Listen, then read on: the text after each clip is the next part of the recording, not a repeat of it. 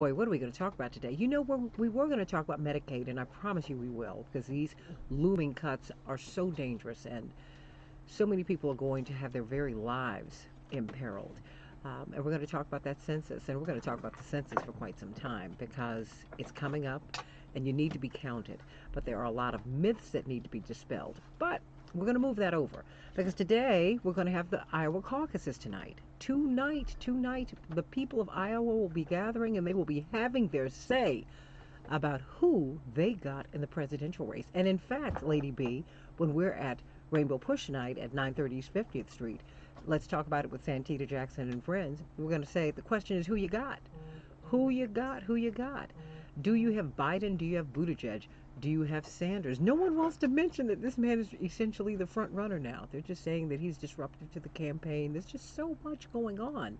So much. And even John Kerry, Lady B, he was overheard in a conversation saying that he's so worried about the field that he's thinking about getting in. But he lost in 2004. Right. And he might have won had he listened to his running mate, John, uh, who they threw under the bus, out of North Carolina.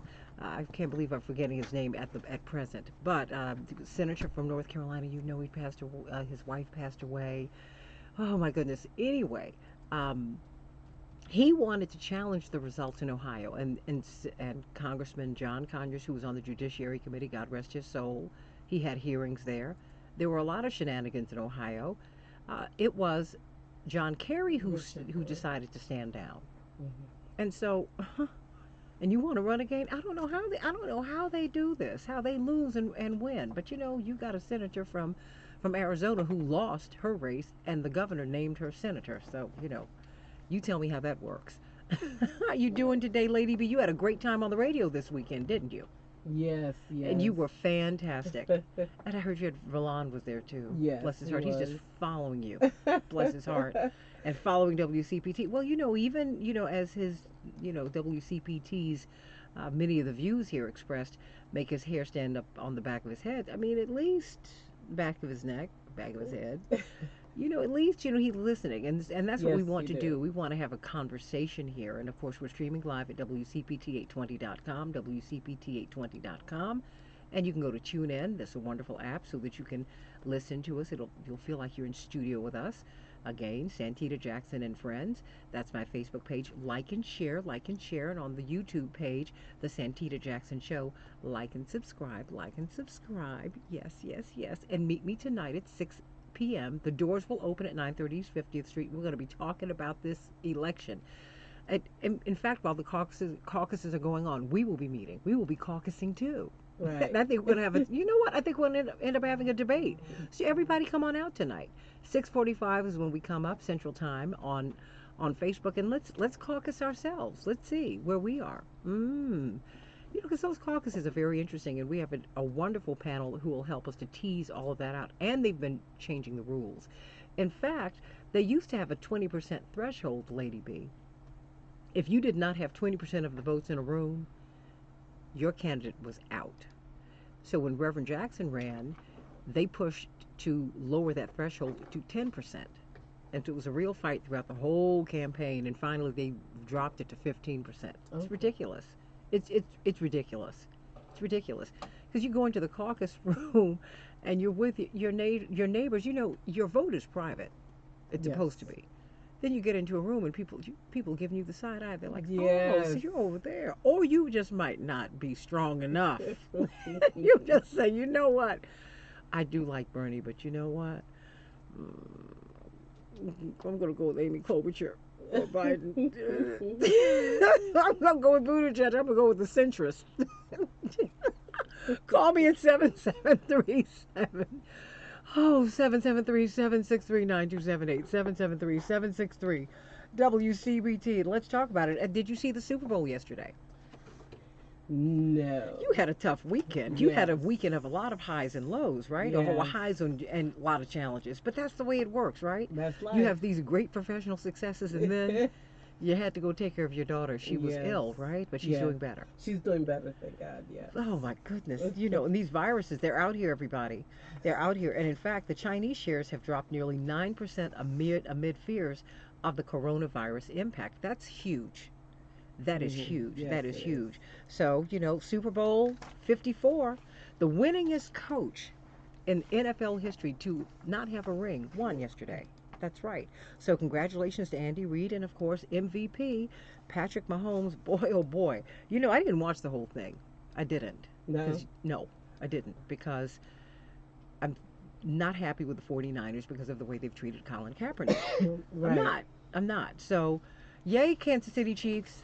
I was very happy because I tuned. Yes. Yeah. I'm like that. Yeah. And I don't. No. No. I don't wish anyone. I don't wish anyone ill. But the way that they have treated Colin Kaepernick, I'm not feeling that. And so, no. In Color Purple, see, Miss Seeley said, "Until you do right by me, everything you touch gonna crumble." There you go. How about that? Until you do right by him, because the last time they went to the Super Bowl, guess who was leading them? Colin Um, Kaepernick. Thank you.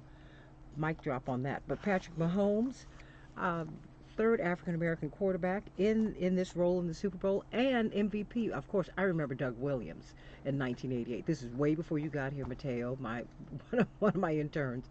All week long, they were saying that John Elway was going to smash him. You remember that, Lady B? They were like, he's gonna demolish Doug Williams and the Washington right. team. And then I think he threw 3 or 4 touchdowns in the first quarter. Now, mind you, he came out of Southern University, one of the top football programs in the country, black school. And so, congratulations to this young man. And his father was a professional baseball player, and he grew up with a lot of the top professional baseball players. And he said they taught him how to train and how to become an elite athlete. So, congratulations to him.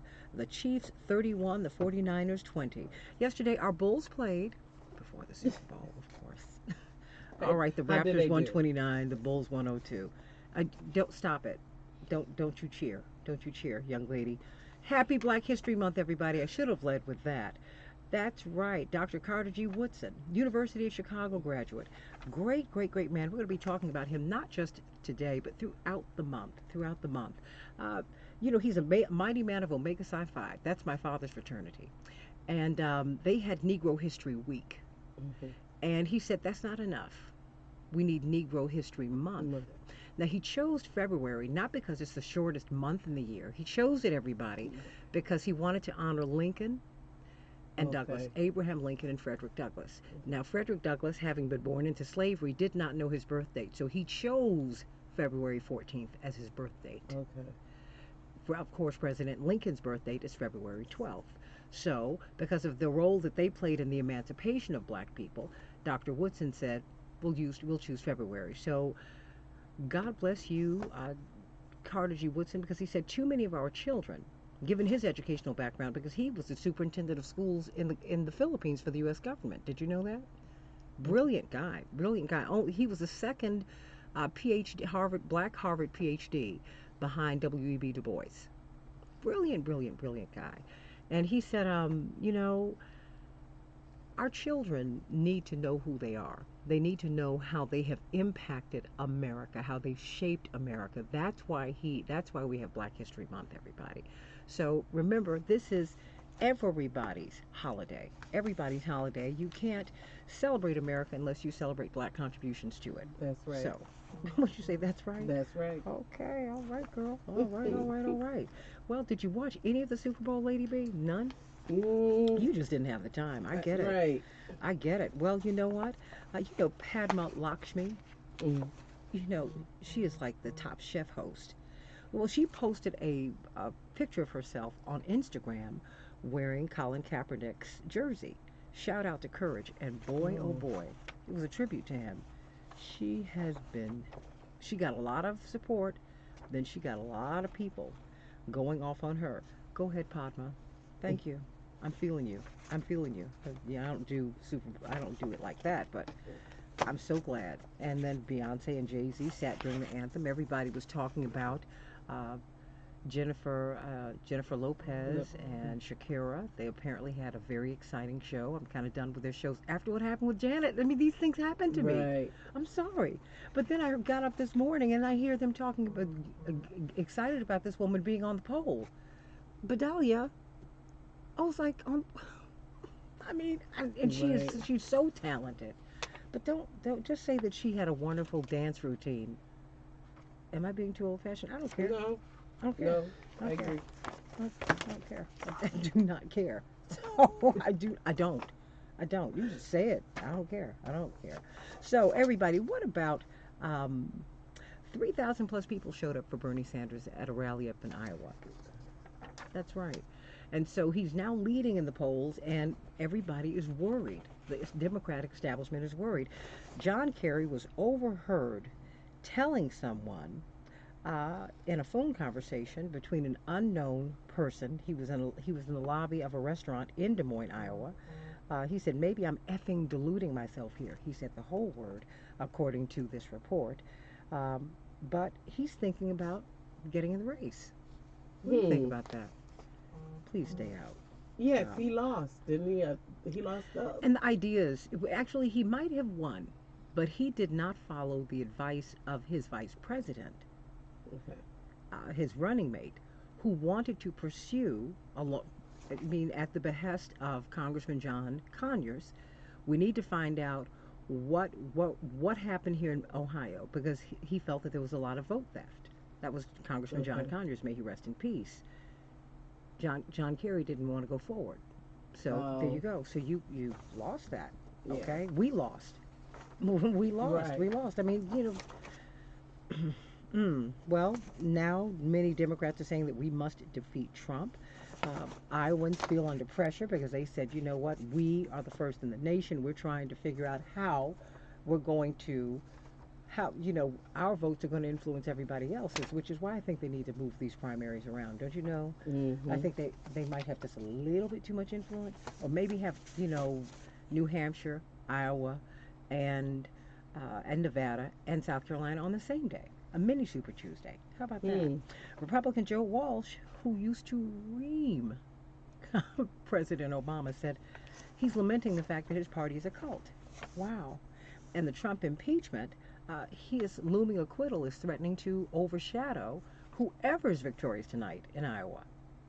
This is Hmm. such a fascinating time. I just don't know what to do. This is a great time to be in talk radio. Yes. There is a very interesting poll that people are trying to underplay. Bernie Sanders is at the top of the heap. He captured 25% of the vote, according to the Times Siena poll in late October. I mean, well, he was down 6 points from where he is now, uh, 3 months ago. Mm-hmm. Now he's at the top of the heap, 25%, and Pete Buttigieg um, uh, is 18%, and Mr. Biden is 17%. Mm. It's interesting, but in the meantime, the Des Moines Register, which is the paper of record, it's like the New York Times of Iowa, they decided to shelve their poll. They said, this is the poll that comes out just before the caucuses that lets you know who the expected winner is.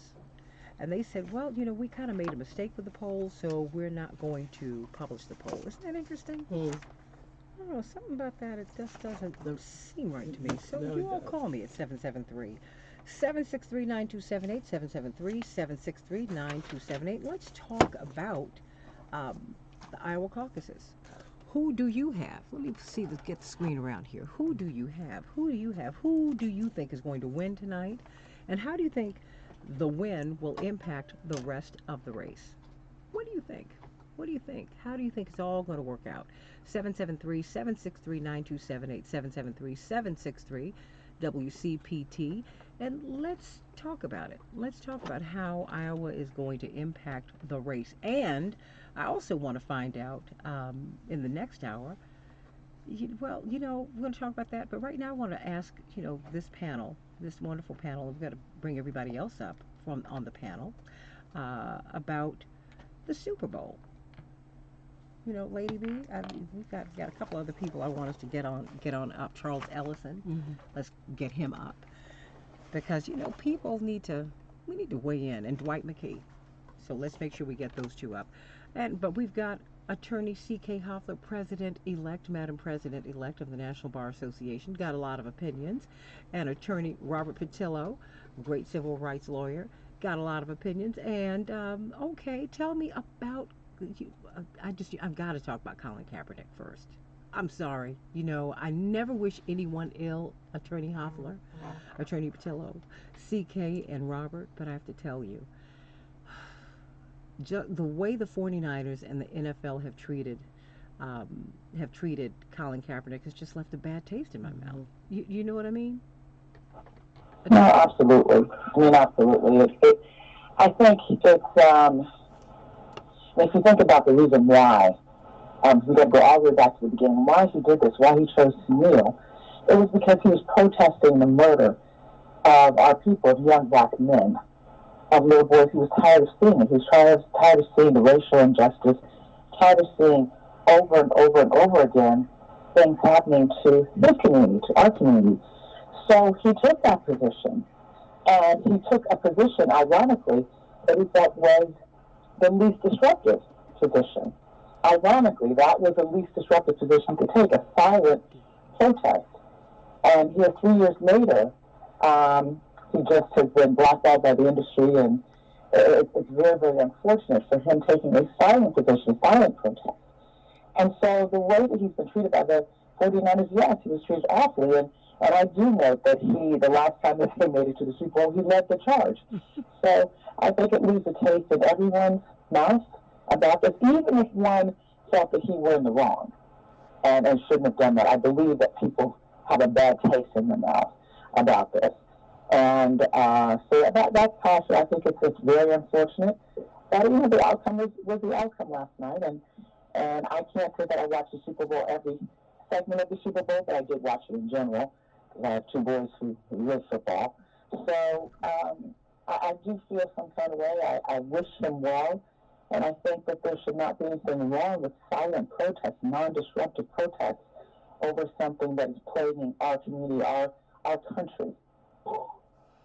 Absolutely. I mean, and I wonder what this says about silent protest, how people are going to be treated when they protest silently. Everybody, I want you to join me over on my YouTube page, on the Santita Jackson Show page, the Santita Jackson Show page, and like and share. Like and subscribe there, and on Facebook, like and share, like and share, like and share.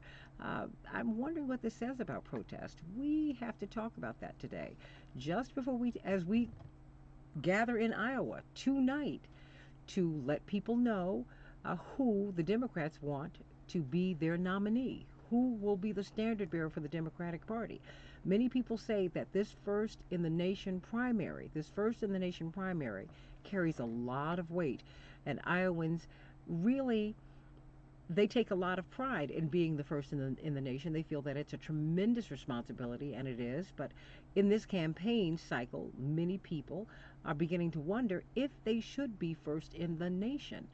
Julian Castro, the former HUD secretary, the former presidential candidate, said this is not representative of America, not Iowa. Not that they should be last, but what about Nevada? What about South Carolina? Of course, Cory Booker said the same thing. What about these other states that are more diverse? But first, let's talk about this protest. You mean how Colin Kaepernick has been treated? Jay-Z and Beyonce, they sat down. Robert Patillo, when we get on the other side of the break, I want to hear from you about that. They sat down during the anthem. Uh, okay, I wonder what that means. But who's standing up for Colin? Really, it's as if they are trying to erase him from the history of the NFL. It's as if they're trying to erase him from the history. Even though the last time the 49ers got to the Super Bowl, he led them there. Barely a peep. No one mentioned him. Is that the way we handle protesters and dissenters in America? We always catch up with them like a generation or two later, right? I mean, now everybody loves Reverend Dr. Martin Luther King. I mean, even the FBI. Oh, I mean, Attorney Patillo and Attorney C.K. Hoffler. They actually tweeted out words of tribute to Dr. King for his birthday. Can you believe that? This is the organization, this is the government agency that told him that he needed to kill himself, that sent tapes of his indiscretions to his wife. Who does that? And I remember C.K. Hoffler, as we go to break, I remember we bumped into Bill Sessions when we were former head of the FBI, when we were walking into Coretta Scott King's funeral. And my father and I almost jumped out of my skin. But, my father looked, he said, interesting, as we, as we walked into the church. And then, but I tell you what, Jimmy Carter had the day. When he got up and spoke, he talked about the dignity of Coretta Scott King. He said, even in the face of harassment from our government, and he paused and looked at Bill Sessions, and everybody cracked up, and he continued.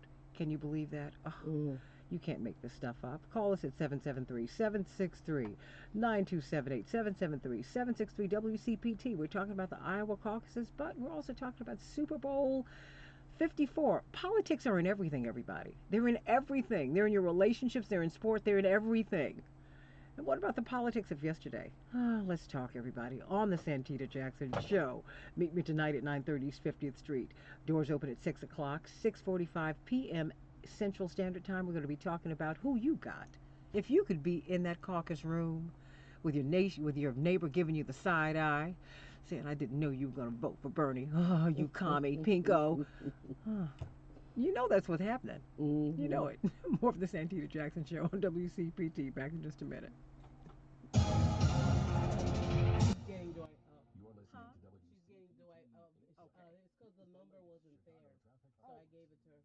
I thought I put the number on there. That's what I thought, but it's not there. I'm But you looking know what? at Then it. but then she's gonna have to ask because Yeah. she has to look at the sheet. Okay, Yeah. you have to look at the sheet and see what the flaws are because that everybody has their responsibility, Yeah. right? Because I told her that her sheet is here when I was back there, but she just gave you the copies. Well, just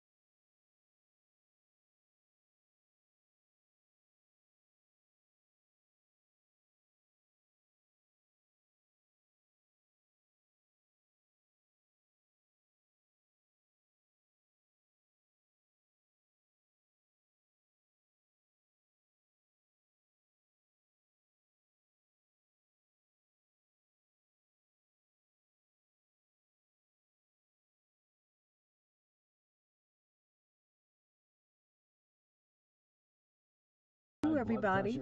And as you continue to go over there, please like and subscribe. Like and subscribe. And do me another favor, if you will. Please, please join me over on Facebook on the Santita Jackson and Friends page, and like and share. Like and share. Hey, Chaparral. Hey, Cheryl McGill. Hey, Shirley Hardin Green. Hello, everybody. I hope you all are doing well today. Like to be better at dancing, Poker. yoga. According to a study, Oh my CVS goodness. customers are Okay, better so than we have a most at wonderful group something here, and we're going important, to get right to staying them. on prescriptions, which tends to make you Okay. healthier. Oh, So get oh. a free prescription savings review. So Plus, tomorrow, earn up to 50 obviously, we're going to extra review rewards each year the for Iowa free. caucus. I'm Because going to of try the and get things you can someone do better from at, Iowa, staying healthy Vidalia, tops them all. who can tell us Treat what yourself happened. well at CVS. Terms and conditions apply. We have Not all 1 prescriptions minute. eligible. Okay, See our great. pharmacist or cvs.com/rx savings or /rx rewards. Hey, it's Brock from Hero Power. If you care about the environment like I gotta me, tell you Matt only they want to need to stop support taking clean this energy off when because you I pay your like to follow electricity it. bill. They may But how not do you know follow it, that but money I do. actually Well, goes it to impacts renewable us. energy? Yeah, I know. Absolutely. With So Hero I don't Power understand Clean why Energy they keep Program, you never have taking to it down. second guess it because I Hero like to Power look at only it. purchases Green E certified renewable energy Where are we? certificates to match 100% Are we up now? Okay, of our so customers' they're electricity gonna start consumption. being Other electricity the suppliers signal will may go up say at they offer clean 6:45, energy, but lack so they the can hear us Green E clear certification. after that. The trusted global leader So that's in great. clean energy certification. And you 30 can join seconds. Hero Okay. Power at no extra cost. Your bill doesn't change, your service doesn't change. You never pay more than the ComEd rate. Oh, they Plus, put it up there. That's WCPT what they listeners do. can get a Yeah, but $25 that's That's what I credit like to off their nonsensical. hear. first I bill. mean, that should be Join like a today note at board. That's what it looks like. Hmm. myheropower.com/WCPT.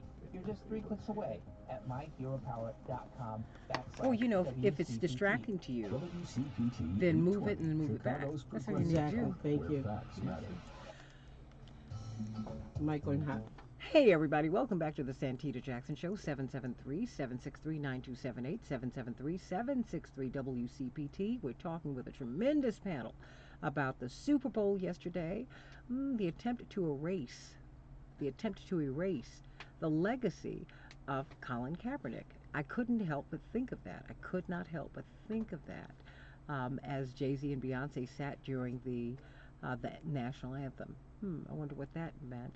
As we see the NFL trying to own the narrative of protest with their commercial about one of the players being profiled. Just I wonder what's going on here. We just heard from C.K. Hoffler, Attorney C.K. Hoffler, Madam President-elect of the National Bar Association, the largest and oldest black bar association in the world, more than 65,000 black lawyers. She will assume her office this summer. And we've got Attorney Robert Patillo, civil rights lawyer, and our guest, my brother in radio, WURD up in Philly, Charles Ellison, brilliant journalist, and of course Dwight McKee, our Dr. D in residence. Isn't that right, Lady B? Yes. That's right. That's right. Brilliant sociologist. Every yes.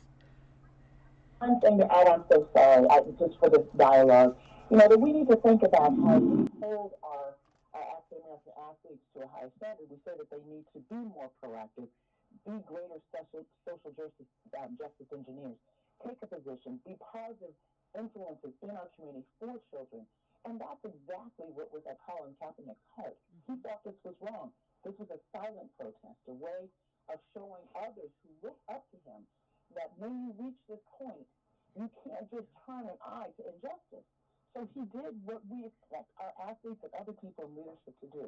So that's the irony of this. I'm sorry, I just wanted to add that. Oh, look, do not apologize because I want you all to jump on in. Let me go to you. Let me move this around. Charles Ellison, and then Attorney Patillo, and then Dr. D. Charles Ellison, welcome. Hey, Santita, good morning. How you doing? Good morning to you, guests as well. Great, great, great. Were they trying to erase Colin Kaepernick yesterday? Of course, now he expected that. I mean, that's what the NFL does. It was just massive marketing on the part of the NFL. It wasn't just about erasing Colin Kaepernick either. It was also, giving the audience, giving the national audience or global audience this impression that all you need is a nice recipe or mix of sustainability, organic beer, 5G, and and just sort of act like racism doesn't exist or inequality doesn't exist, and that's all you need to fix all the problems of the planet, including white supremacy and racism itself. So, it really was a clever, gimmicky effort to try to give everyone the sense that everything's okay. And it was also a lot of propaganda mixed in. The fact that it was on the people were forgetting that it was on a Fox TV channel. So you didn't just have the Trump ads that were playing during the course of I think it was a little bit later on in the course of that Super Bowl event, but you also had ads for like different so-called patriotic, propagandic type Fox broadcast properties as well that were playing. So, what I also found interesting is in the lead up to the Super Bowl over the past week, you've had a player from the San Francisco 49ers. I think a couple of players from the San Francisco 49ers, also a couple of players from the Kansas City Chiefs expressing their glowing approval of President Trump. And you even have one black player in the Kansas City Chiefs who's wearing this T-shirt of this, what he was referring to as this iconic meetup between Trump and Kanye West, and saying it was a very historical moment. So, and the powers that be, the NFL league powers that be, and the larger white audience that was bothered by Colin Kaepernick, they weren't bothered by those political statements. So, folks of that political or partisan ilk. They don't get bothered when people make statements like that are basically overtly political, because that was the excuse that they gave for Colin Kaepernick protesting, was that, oh, he's too political and he's making football political, and all his other colleagues, we hate when why would these athletes make football so political? It's like when you had Nick Bosa and you had some of these other players making it political, so, they don't have a problem with that, or they don't have a problem with Major League Baseball players, for example, going online and talking about how they want to start civil war there at the gun range with their son. So no one has any problems with those types of overtly political and frankly, anti-American domestic terrorist white uh, types of statements. But just for someone taking a knee and kind of making a statement about particular about inequality or about police violence, that's the who's not doing anything violent, who's just essentially doing some sort of symbolic act. That's a problem. We have to erase that out. So we expected that. We expected with the higher Jay Z to kind of blend in that very clever, crafty marketing. This was predictable, but at the end of the day, the NFL kind of thumbed its nose at everyone, particularly its black audience, because at the end of the day, what happened? We watched it, right? So they were like, well, y'all still watching us. So, so I did not watch, just so that you know. I did not watch. no, okay, good. So exactly, but the vast majority of folks, even the folks who we were, and that's not to shame folks, but it's just that we still are drawn by Hmm. the gladiator maximum spectator sport that is American football, and we couldn't help ourselves. I was watching it too, so watching it with family and friends. So because that's kind of the great American Hmm. pastime, but and the NFL knows that. The NFL knows that it's something that Americans still can't stop watching. So, and they still were able to successful also race in this this sort of official partnership that they have with the U.S. military, and notice how they also rolled out the Tuskegee Airmen, to make it seem like, hey, we're friendly with the blacks. So, but that was all predictable and expected. Hmm. So from a marketing strategist, professional perspective, they did a superb job of the whitewashing and the erasure of all those problems that they were having over the past few years. Robert Patillo, what do you think? Yeah, I took this I think differently than everyone else because I think back to the fact that we've been dealing with police shootings, police violence in the black community from the minute we stepped off that boat in 1619. And what Colin Kaepernick was able to do was launch the most successful social movement in this nation in the past decade. That more so than after the death of Trayvon Martin, more so than after the death of Freddie Gray, we saw a silent, nonviolent movement, not just move the nation, but move the world. 3 years ago, President Trump talked about dragging those SOBs off the field. Yesterday, he spent $10 million to highlight his record on criminal justice reform. Michael Bloomberg had two commercials play about gun violence, particularly in the black community. You saw $2 million in advertising from the Players Coalition, a group led by Michael Jenkins and former receiver Anquan Bolden, discussing police violence against the African American community. There were other ads highlighting Black Lives Matter protests and showing a cop hugging one of the protesters, pushing for the idea of unity. Instead of having Maroon Five or some other whitewashed group performing, they highlighted the fact that they were in Miami. They highlighted the Latino and the Hispanic community with Shakira and Jennifer Lopez in a very authentic way to their community with Puerto Rican flags flying. Not the backlash we saw that Janet Jackson got when she performed, because now they are in a partnership with Jay Z to produce these shows, so we're not seeing the Miley Cyruses of the world. We're actually seeing artists who are authentic to the people who watch the sport. So I think when somebody such as Colin Kaepernick literally has the ability to redirect hundreds of millions of dollars, because the NFL pledged over $100 million to Player Coalition. They helped the players of the Philadelphia Eagles lobby the governor of Pennsylvania on criminal justice reform. We saw the actions of Robert Kraft when he was working with Meek Mills. and Van Jones and other efforts at criminal justice reform.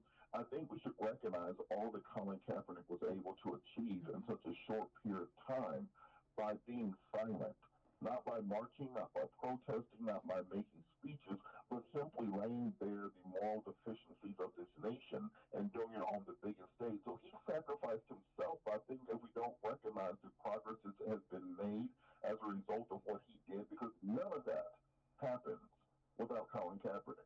None of that happens without him silently taking a knee. And I think we don't recognize that, then we do a disservice to him because it has, as I said, been the most powerful and effective social protest movement of the last decade. I think that he goes down in the history books for doing exactly that. I think that you're absolutely right. I just hope that we don't have to be silent. I think that we should also be able to march. I know you're not saying otherwise, but I think we should also be able to march and speak, and speak out. I mean, but this guy lost his livelihood. But you're going to take these hits. But just hold on. Let me bring on Dwight McKee. Dwight, what are your thoughts? Well, you have to raise a question, Santita. Why did this strike such a nerve? There's been a lot of protests. There's been a lot of people who raise their voices against police violence. But why has this been such a major issue? Dr. King said two things we can't concede in symbolically in this fight. One is the flag, and the other is the Bible. Why did he say that? He understood that the flag stands for two things in this country: patriotism and dominion. Before they take over territory, before this country, this imperial country, take over somebody else's land, they plant their flag. It is the basis of proclaimed imperialism.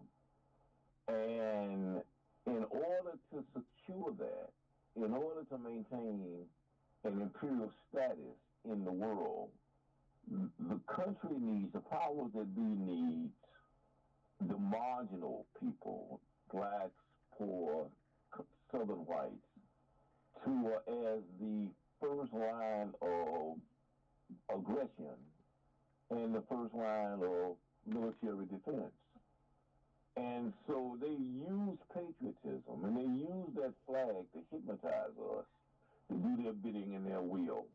No questions asked. At the point you start asking questions, at the point you start resisting, is at the point that the patriotism and imperialism is at risk. And so it's very important for them not to have anybody question patriotism and that flag. At the beginning of World War One, World War Two, it was a big debate in the black community was, should we go to war, should we not go to war? Should we support a country that don't support us? Should we kill in the name of a country that kills us? And when major personalities like Muhammad Ali said, why am I shooting somebody who's not shooting at me? Then he was led to scorn, not unlike Colin Kaepernick. So I think that for us, once we understand the significance of how they use that flag and how they use that Bible and how they strategically negotiate football and sports in the middle of that and juxtaposition those fighters to go over the flag while the people are saying God bless America, while the football players are putting their hands over the heart. And they juxtapose that in such a way as all one great concert. Then it is in their interest to never let a Colin Kaepernick have a voice. Let me go to you, David from Chicago. David, what's going on, David? What do you think? Oh, there we are. Yeah, we are. I didn't hear that. There you are. All right, all right. I've called in on the show before. I love your show. I want to infuriate all the conservatives out here, and I want to infuriate them real good. I'm a very proud, dirty commie lib. In fact, I got to renew my membership to the party. Reminds me. But anyway, I am very proud of that, and I'm totally blind. And I think we need a Bernie Sanders for president. Would be good for the blind. It would be good for the disabled. We wouldn't have the problems we have now with Social Security. About with Donald Trump getting ready to take Social Security away from us and throw us out on the street. You don't have that sort of thing happening in Cuba. And you didn't have it in the old Soviet Union either. You didn't have people living on the street. But I really want to say I support Colin Kaepernick and I support Beyonce and Jay-Z for what they did. When you have the police shooting people for no reason at all except that they're black, you don't see that happening in Cuba. You don't see that. You never saw that happening in the old Soviet Union, and you don't see it happening in Denmark, Sweden, or any of those countries. We need a country like that. I mean, we do. I mean, if I could move to Sweden or Denmark right now, I would do it because they would take care of the blind. They would take care of the disabled. So Well, you know what, David, you know what I would recommend? I hear you. I hear you, and we should be taking care of the least of these. Not just the least of these, just, we should have a floor beneath which no one should be able to fall. That having been said, that's why I think as Americans we have an obligation to fight here. This is your home. This is your home, and you have a right to make your home as comfortable as possible.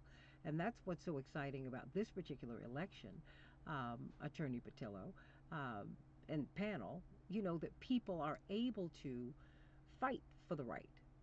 I mean, I think, my problems with the caucus system notwithstanding, people need to get registered, they need to vote, they need to participate in the process so that you can go on and make this country be what it's supposed to be.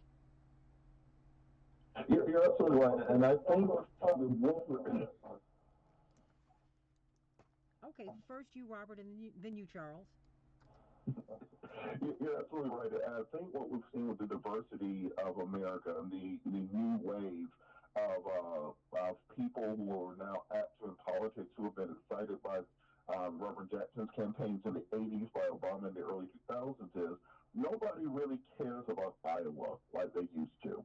That now is no longer dispositive. That the only candidates who, frankly, have to come in top three are Buttigieg and Amy Klobuchar. Either of them, their campaigns will be over after Iowa if they don't at least place top three. But for the rest of the race, Joe Biden is holding out until South Carolina. He really doesn't have to win a race until South Carolina and Nevada. Bloomberg and Steyer, clearly they have the money to continue on as long indefinitely.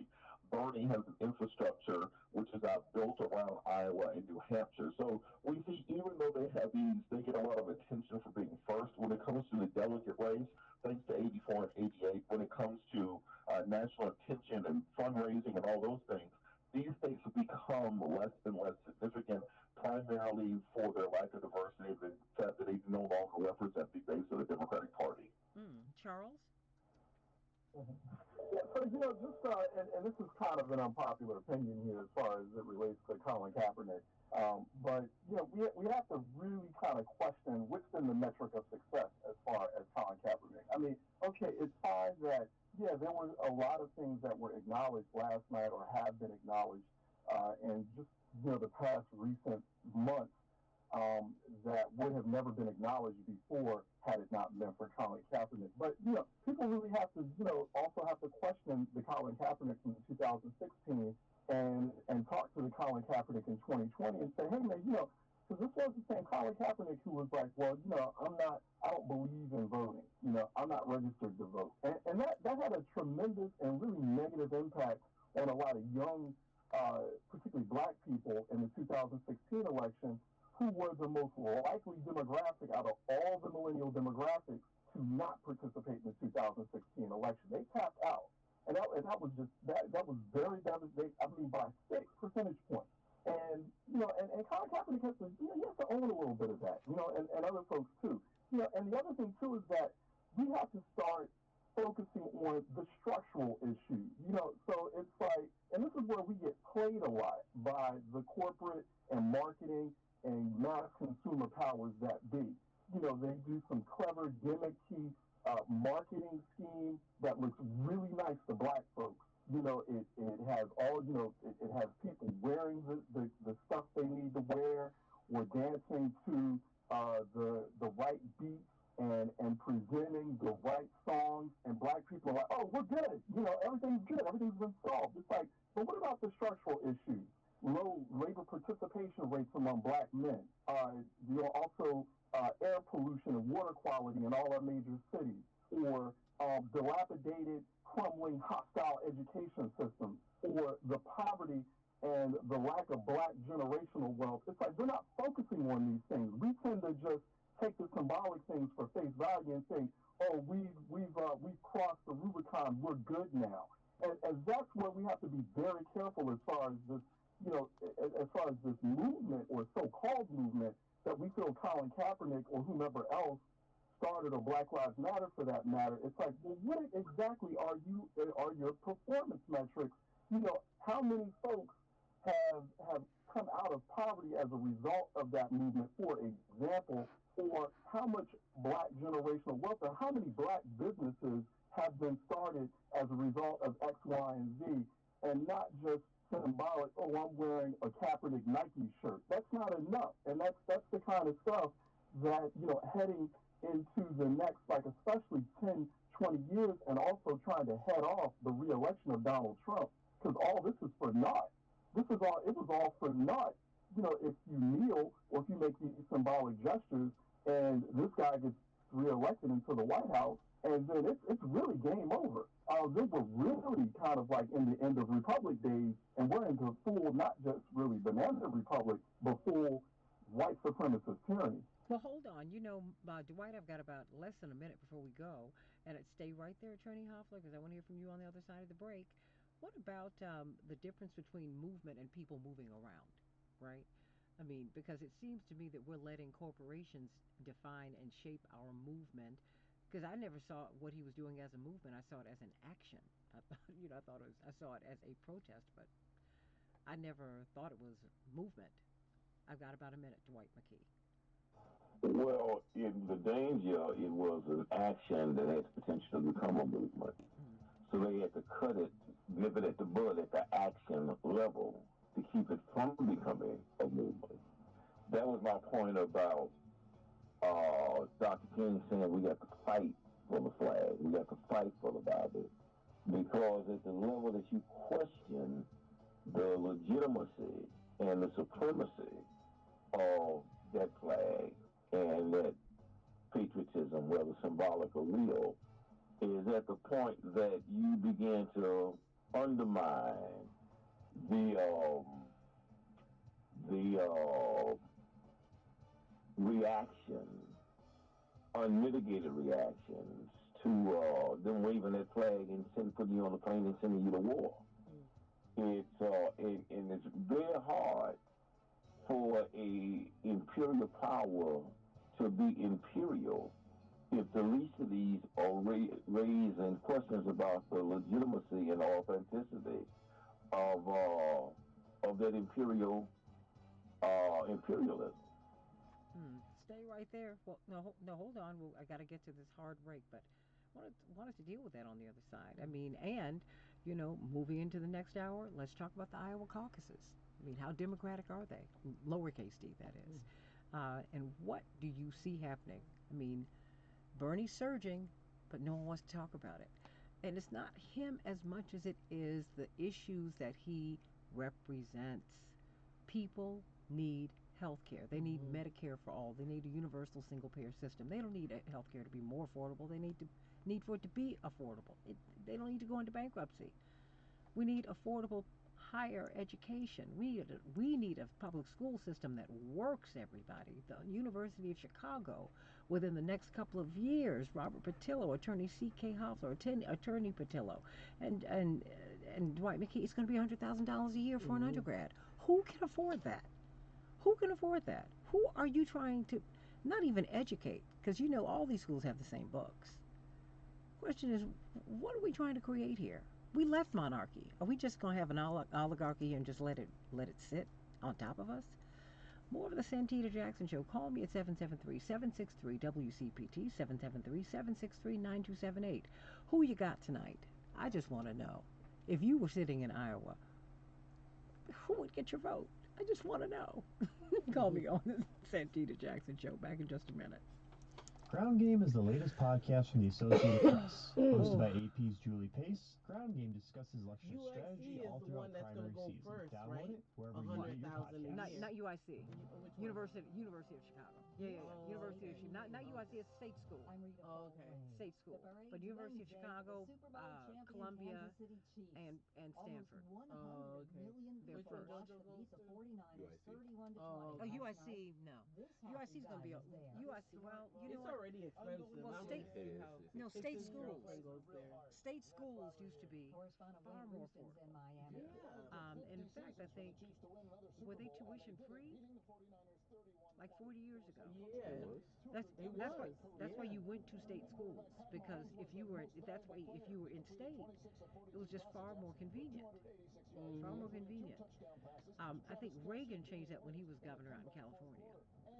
I mean, you can, and the tragedy is that's unfathomable to you. Yeah.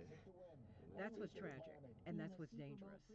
That you now feel that you should have to pay. Yeah. That's what's dangerous. That the reset, that is the reset. That now you believe, well, I gotta pay. Well, we're gonna bring up Chris McGreal. Love it. And they're already close right there anyway. The university is how much is a year? 58,000 or 60,000? Wait a minute, University of Illinois Yeah, isn't it like that? for graduate school or just for? About close, right? That's how much JoJo pays a year. Tom Steyer, Yeah. 60 to 65. Yep. And out of state people, like, way more for them.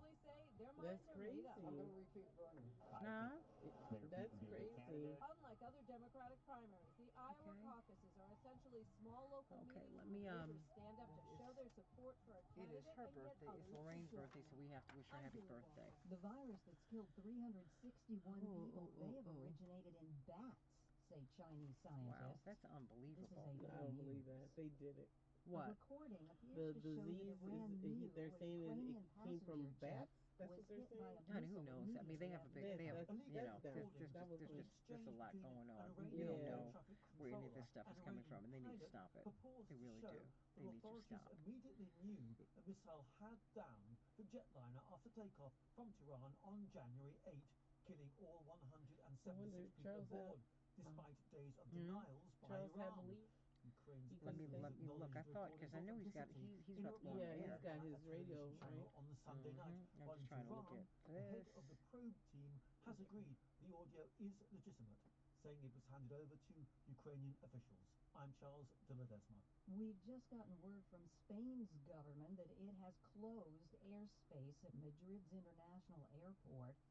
They say drones have been reported in Oh the my area. Lord, that's terrible. I'm Rita Foley, AP News. This is 8:20 a.m. WCPT Willow Springs and streaming worldwide at WCPT820.com. We are Chicago's progressive talk, where facts matter. Now your WCPT 820 Chicago traffic update. I-57 is still closed northbound from 147th or Oh, I Sidley have to in that respond area to to a major Medi, crash. Traffic's at a because she's proud of standstill from 159th. this Latina, Traffic's forced which off I think she should be. 147th, and the That having been on-ramp is said, closed I'm there tired as of women well, having to heading get. I'm tired of northbound talented 57. women It's having to get on the good. pole. Pretty clear as an alternate What right the now. pole Only about a represents is 5-minute not what delay I from don't the want island my to the niece dancing on the Southbound pole. 53, Right. traffic's moving pretty well. And if I don't want it for my niece or my That's goddaughter, cleared I up. don't want it for You her. have a crash report on As talented as 8094 she west is, on a torrent she's a car great dancer. wall. She's a Eden's 20 tremendous minutes like entertainer. Cook Montrose. And I don't know why Kennedy, women about have to 29 minutes, always O'Hare do to that. downtown, about 35. I don't know why Jane Fonda Eisenhower, had to 40 play a minutes from prostitute for her in order for her to 38 get minutes from 355. her Oscar. I don't know why. I mean, Angela Bassett turned down the role that Halle Berry won the Oscar for. Right when you want it. She So, said, for they a said, second, this is your cup is Oscar. the She said, freshest I on don't need earth. an Oscar like Every cup this ground bad. fresh, starting at $1 at So I'm not going to do that. Limited time only. I don't want that. Right. When you're diagnosed with That's not right. cancer, And at Right. some point we have to just say, now this is not right. Are you going to be able to work? What's a subtype? What do I do now? We have about We know. We went through it too. But once you start to 40 understand your seconds. options, You can partner with your Chris doctor and McGreal, find who ways I to face just NBC adore. on your own terms.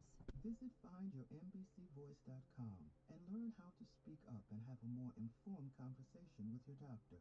Some questions have answers. Visit findyourmbcvoice.com to find some of yours. Okay, let's settle down. Since 30 today is seconds. career day, Okay, stand great. up and tell the class what you want to be when you grow up. I want to be a pilot, soccer player, fireman, a judge. Kids dream big. As a parent, you can protect those dreams by keeping your kids healthy well into adulthood. If your son or daughter is 11 or 12 years old, the Gonna American make this Cancer real Society quick. recommends giving them 15 the seconds. HPV Okay, great. vaccine to help protect Perfect. them from 6 types of HPV cancers later in life. To learn more, visit cancer.org/HPV. We're gonna have to move this so I can face this, right? I need to face this, not be. Wake up, Chicago. This is the Might go in Santita half. Jackson Show. Hey, everybody. Welcome back to the Santita Jackson Show. 773-763 WCPT 773-763-9278. Streaming on my YouTube page, the Santita Jackson Show. Like and subscribe, please. And on Facebook, the Santita Jackson and Friends page. Yes, like and share there. Like and share, like and share. And tonight I hope to see you at 930 East 50th Street, Dwight McKee at Rainbow Push. We're going to be talking about the Iowa caucuses. In fact, I think we're going to have our own caucus. Who you got? Is it Biden? Is it Buttigieg? Is it, Yang? Is it Steyer? Is it Bloomberg? Am I forgetting someone? Is it the front runner?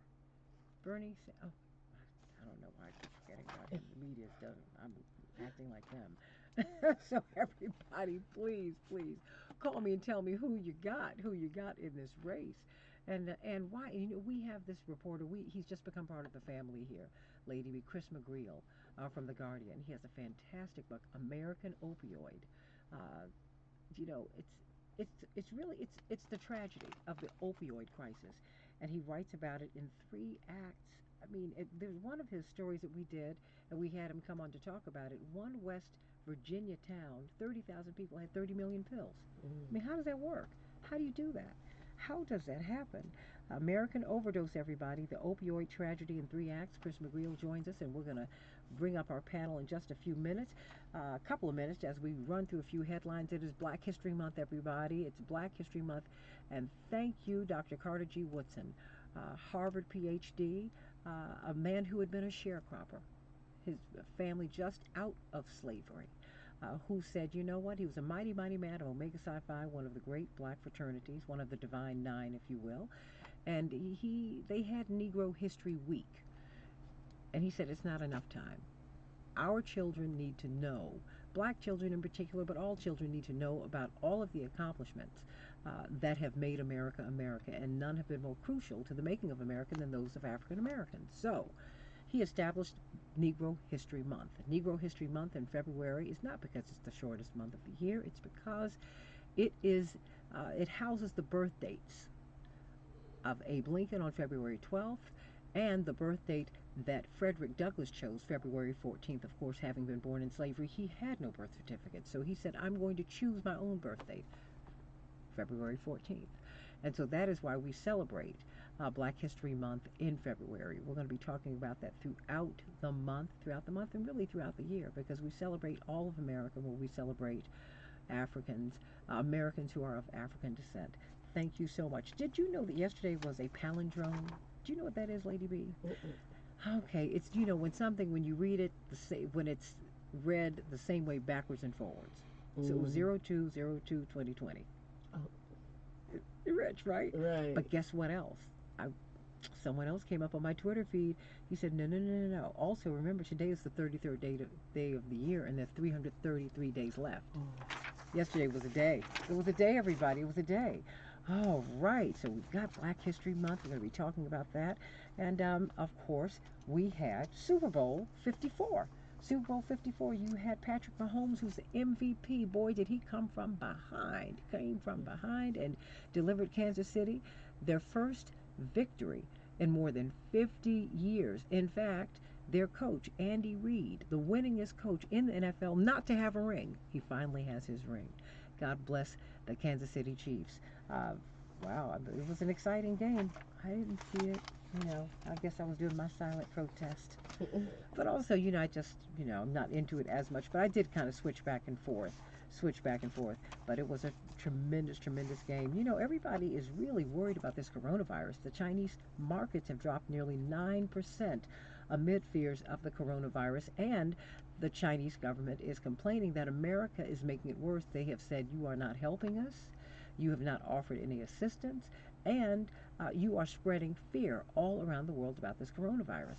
Remember, we had Dr. Margaret Flowers on last week. She said this is not a public health crisis, it's a public health concern. And the World Health Organization has said this is a public health issue, but we want to spread facts, not fear. So we will see how this is going to go. The Iowa caucuses kick off the presidential season tonight. How will it all play out? There's some new rules, and of course, the caucuses are not the same as just the regular primary. We're going to tease out the differences between the two, and I wonder how is it going to work out tonight. How's it going to work out tonight? Bernie Sanders is leading in the polls that matter, and even though we were supposed to get a poll from the Des Moines Register yesterday, but they said they messed up on it. First time they've ever done that. And so they had to shelve it. Oh, wow. So, Republican Joe Walsh, who gave President Obama the business for 8 years, he said, you know what, my party's a cult. Wow. And then, of course, we've got the State of the Union address this week. How will the expected exoneration, if you will, of President Trump, how will that impact his State of the Union address?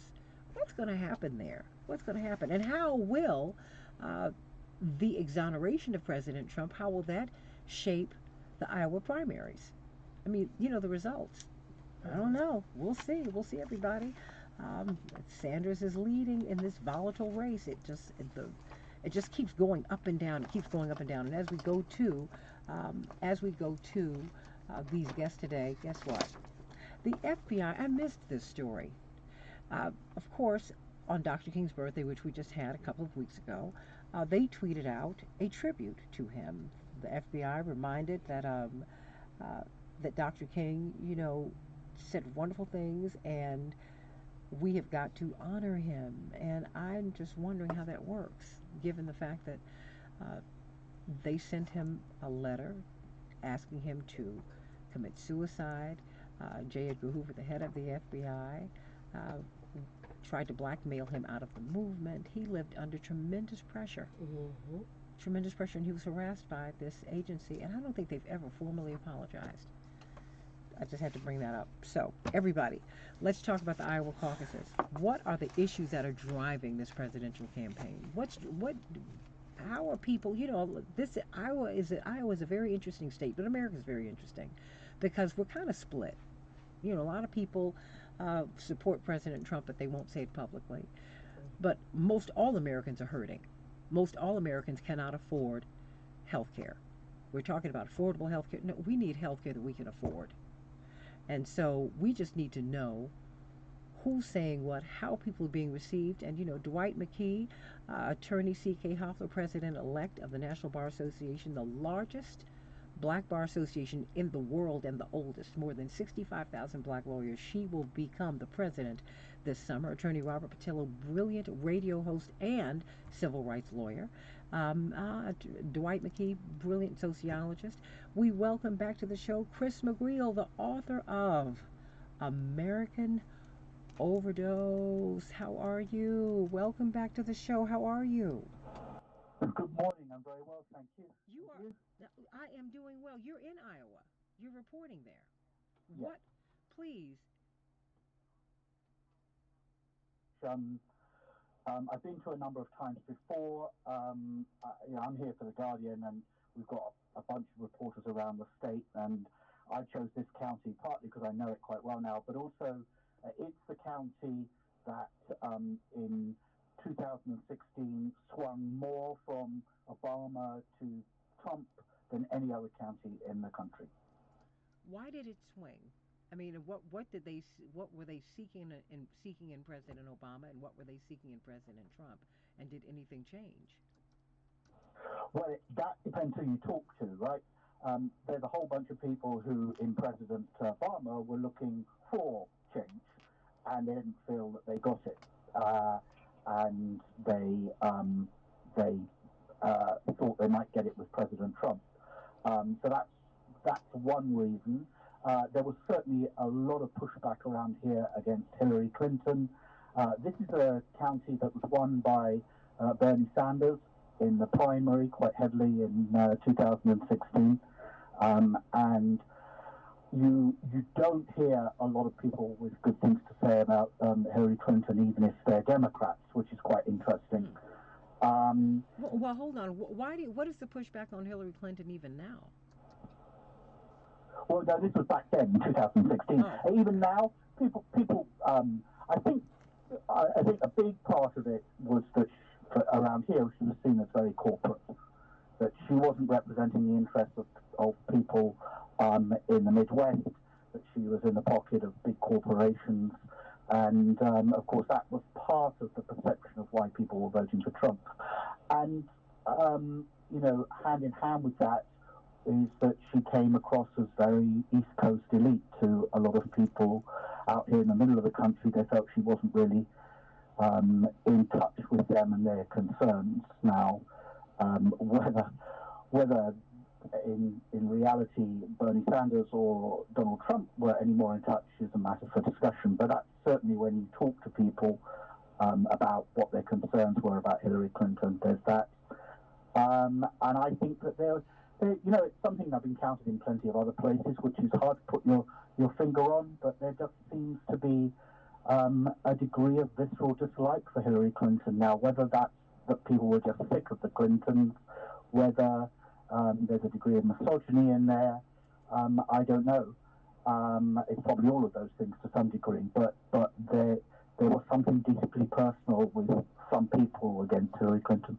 What do you see tonight? I mean, and I'm going to spread after I speak with you, I want to spread the question to the rest of the panel, and I want to spread it to you, members of the audience. 773-763-9278, 773-763 WCPT. I mean, because I am so glad that we're talking with you today, because you're on the ground in Iowa, and you have been there, and you have been watching this electorate for quite some time. You've been watching these people for quite some time. I mean, what do you think is going to happen tonight? Are you seeing a Bernie surge? What's happening with Vice President Biden? I mean, what are we looking at? Well, so I think that's the big question for me is, does Bernie Sanders' support hold up here? One of the things that's perhaps quite revealing is that Laura Hupka, who's the chair of the Democrats in Howard County, when I spoke to her about this, she was a big Bernie supporter 4 years ago. She was absolutely convinced he was going to win the primary and that he could win the election. And then she saw the outcome, and she, as she puts it, she realized that where she was at, America wasn't. And she has switched this time to Pete Buttigieg, and she feels that he's far more electable, that Sanders actually will end up alienating a large part of the electorate, and she's moved away. And I think that's something I found in other parts of Iowa as well, is that there are people who are very nervous. They're just looking for whoever they think is the best person to get Trump out of the White House. And so they look at Sanders. They might like a lot of his policies. They might like him personally and think he's got a lot of integrity, but they see him as too divisive. So that's the big question for me is which way those kind of people are going to go. And then, of course, you've got those people who feel very strongly that he's the man to bring out the vote. That's what he says himself. Now, his argument is that you don't get people out to vote without the policies that bring the kind of change they want to see, which is, of course, what Obama promised and what Trump has promised, and neither of them really delivered in that way. He's making the same promise, and he says that's the way you get people out to vote, particularly the young. I don't know whether that has the same resonance here now, but it might do, and I think that's the big question for me. 773-763 WCPT, 773-763-9278. Let me open this up to the broader panel. I mean, very quickly. Dwight McKee, what are you hearing from Chris McGreal? I think that there's a schizophrenia about Bernie Sanders. they see him as a hope for the future because he has so many young voters and such a youth of appeal, probably more than anybody else in the party. But yet, the fact that he can pull in that young crowd is neutralized by the fact that he considers himself a socialist. And much of the party, the rest of the party, don't believe that the country is ready for a socialist. And he can beat Donald Trump. So I see a kind of bipolarity when it comes to Bernie Sanders. Um, I see Elizabeth Warren as a legitimate fool in that she is probably the in between Bernie Sanders and Biden. Biden being the conventional candidate who they think can have appeal to some of to some of Donald Trump's constituencies. And I think that most of the Democratic Party regulars are willing to bet the bus that they can draw in with Biden some of the Donald Trump crowd, the old white, conservative, reactionary crowd. The danger is that if they believe that and it does not work out that way, then they really conceded to Donald Trump. That's the danger of that. And I think that the real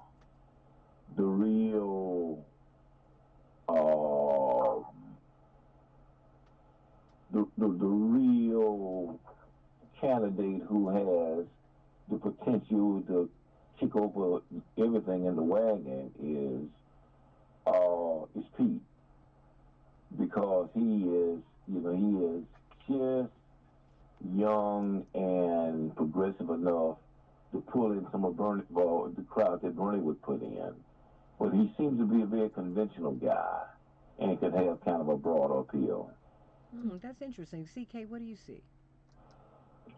Wow, I see that we have a mess in the Democratic Party. To be very candid with you, I think that, and without passing judgment on any of the candidates, but Bernie is a front runner now, and we have to listen to Iowa in the sense that a lot of the issues are raised in Iowa by it being the first caucus. And so I think we have to listen to it. We can debate whether it should or shouldn't be, how much weight, but we got to listen to the issues because there's a reflection of how people are feeling. People are immensely dissatisfied within the Democratic Party. I believe that that Joe Biden probably ultimately will be the front runner, provided that, and I don't know when he's going to do this, that his running mate is someone who is very compelling. And when I say compelling, someone who has the ability to attract young voters, and to keep people from staying home because of sheer disgust and lack of a belief that things will be different. So I hate to say the party is in a mess, but I just really believe it is at this point. I do believe ultimately Joe Biden will be the one to prevail, provided that there needs to be some decisiveness at this point. I think people are tired of, well, I'm leaning towards, I'm thinking about. It could be, there needs to be decisiveness. The opponent on the other side is formidable. And this impeachment process is going to embolden him to feel that he can do no wrong, and he's going to say the American public stood behind him, and the Democrats are just sour grapes little babies. That's what our president is saying and is going to say. And he's going to use the State of the Union address to populate the airfield internationally and driving home that message.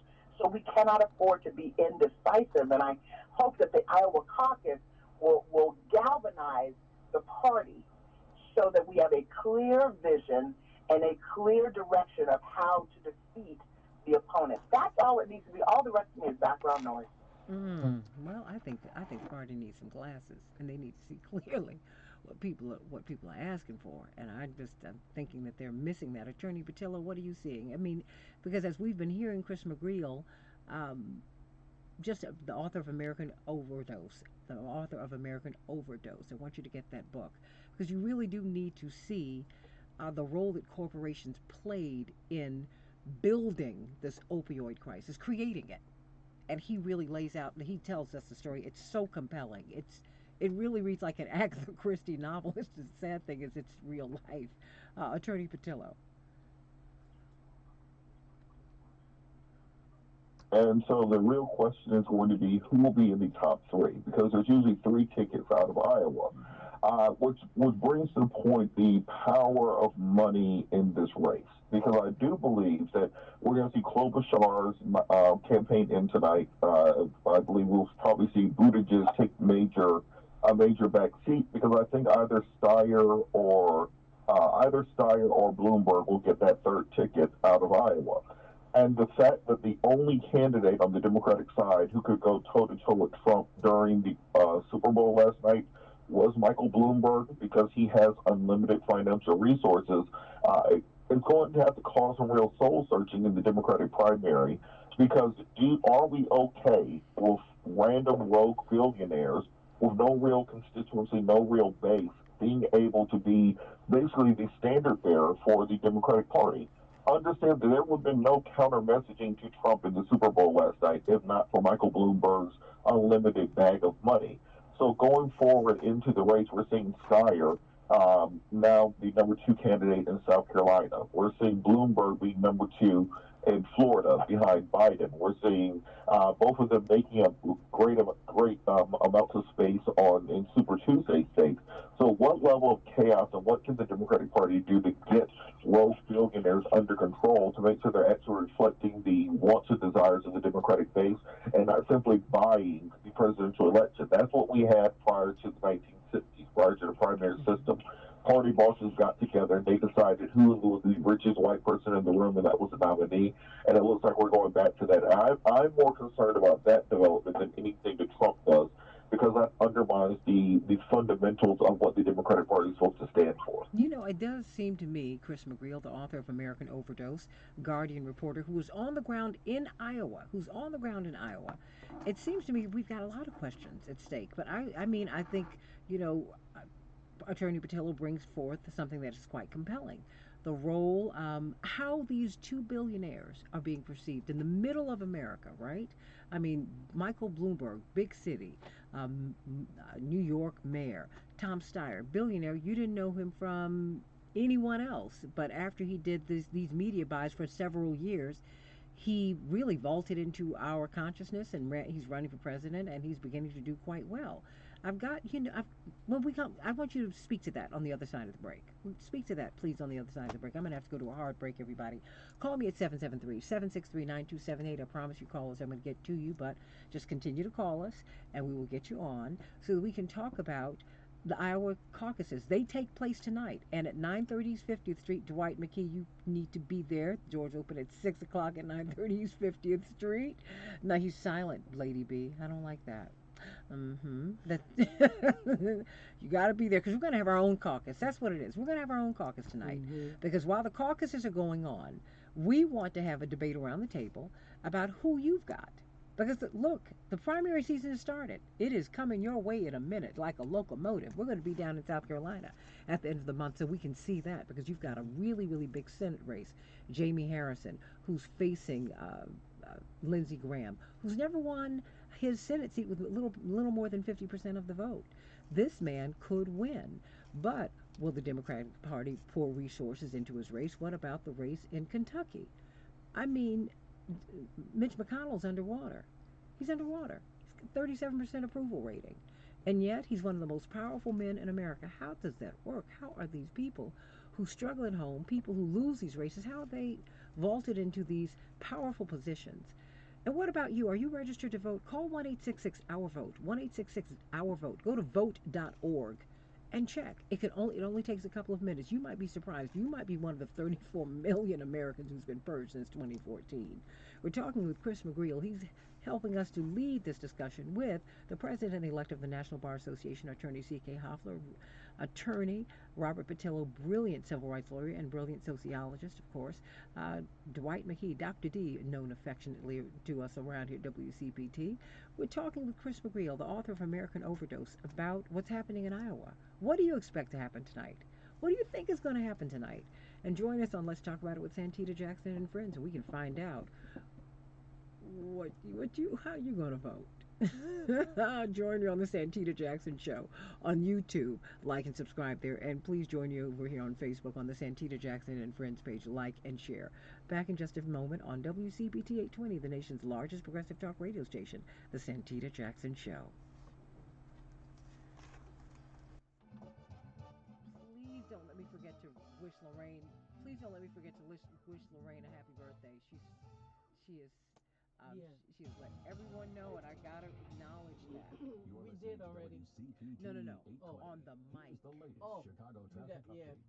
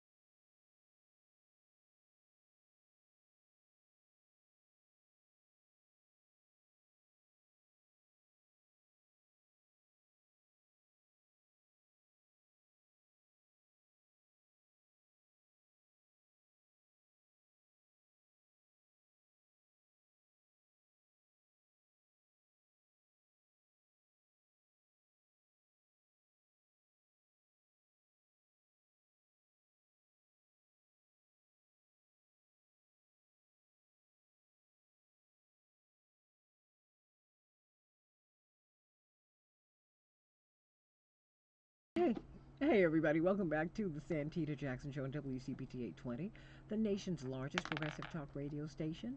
We're talking with Chris McGreal, Guardian reporter who's up in Iowa, watching and talking to the people in Iowa And it's very interesting to I mean, Dwight McKee and attorney C.K. Hoffler and attorney Robert Patillo to see uh, this Democratic Party chair swing from what was it, from Bernie to Buttigieg? I mean, because Buttigieg, Chris McGreal is like really middle of the road. I mean, before I go back to the callers and the panel, I mean, electability is the issue for everybody in 2020.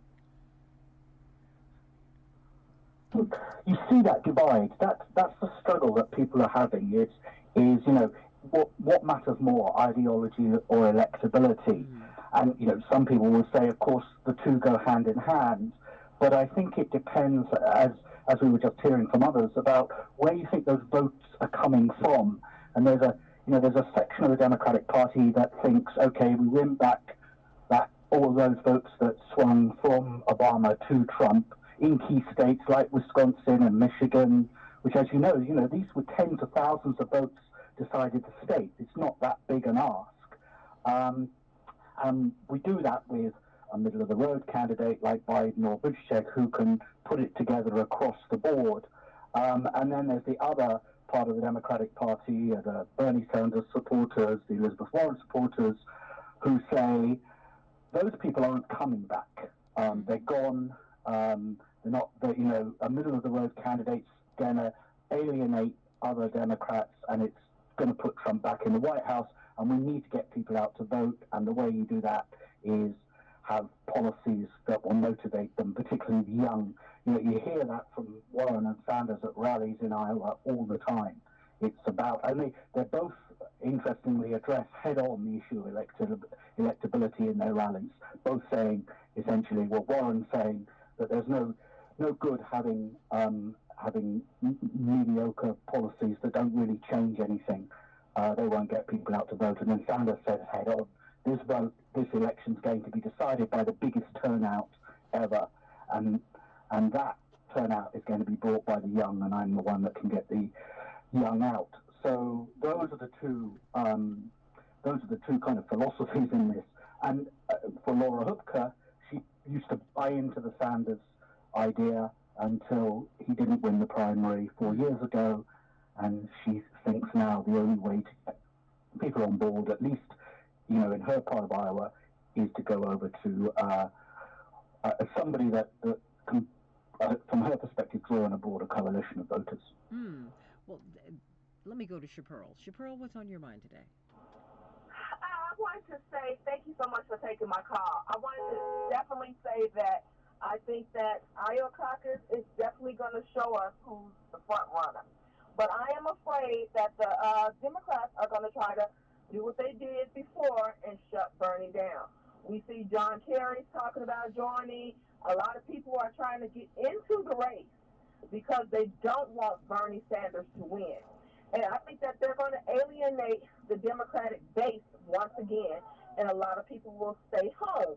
And so I think that we have to be careful as a electorate not to allow them to separate us from what we want. We have to force the Democratic Party to go where we want them to be, because we have Bloomberg, we have Buttigieg. All of these people are moderate, and they're moderate right. They are not moderate left. And so we are very clear as a party where we want to go and where we want to see this country grow. And so I just think that, the DNC needs to be very careful about this, because we will see Trump in 2020 and he will win because we are separated. And so that's my biggest fear right now, Santita. My personal preference right now is Elizabeth Warren, but if Bernie gets it, I'm going to do for Bernie. Now, I have trouble with voting for everybody else because of the fact that I know that they're basically Democrats in name only. So we have to be careful. When I see Bloomberg giving all this money to his campaign, and he's actually moving in the polls, that scares me. That scares me, because I'm not willing to allow someone who is for corporations to, and not for the people to, again, be ahead of that country. It's something that is something that I'm afraid of. Thank you, Chaparral. Roosevelt, what's on your mind today? Roosevelt? We'll get back to Roosevelt. Let me ask you, Attorney Patillo, what are you hearing? I mean, you just heard Chaparral. She's called into this show before. She lost a son. We don't quite know what happened. We do know that the police were nearby, and it took her almost a year to get the tapes. You can imagine how horrifying that's been for her. But she's a very informed listener, and we have a lot of people who are going, who're saying a whole lot on our social media feed, and everybody is feeling like they need these candidates, at least who we're talking to today. They need the candidates to speak to their issues. Period.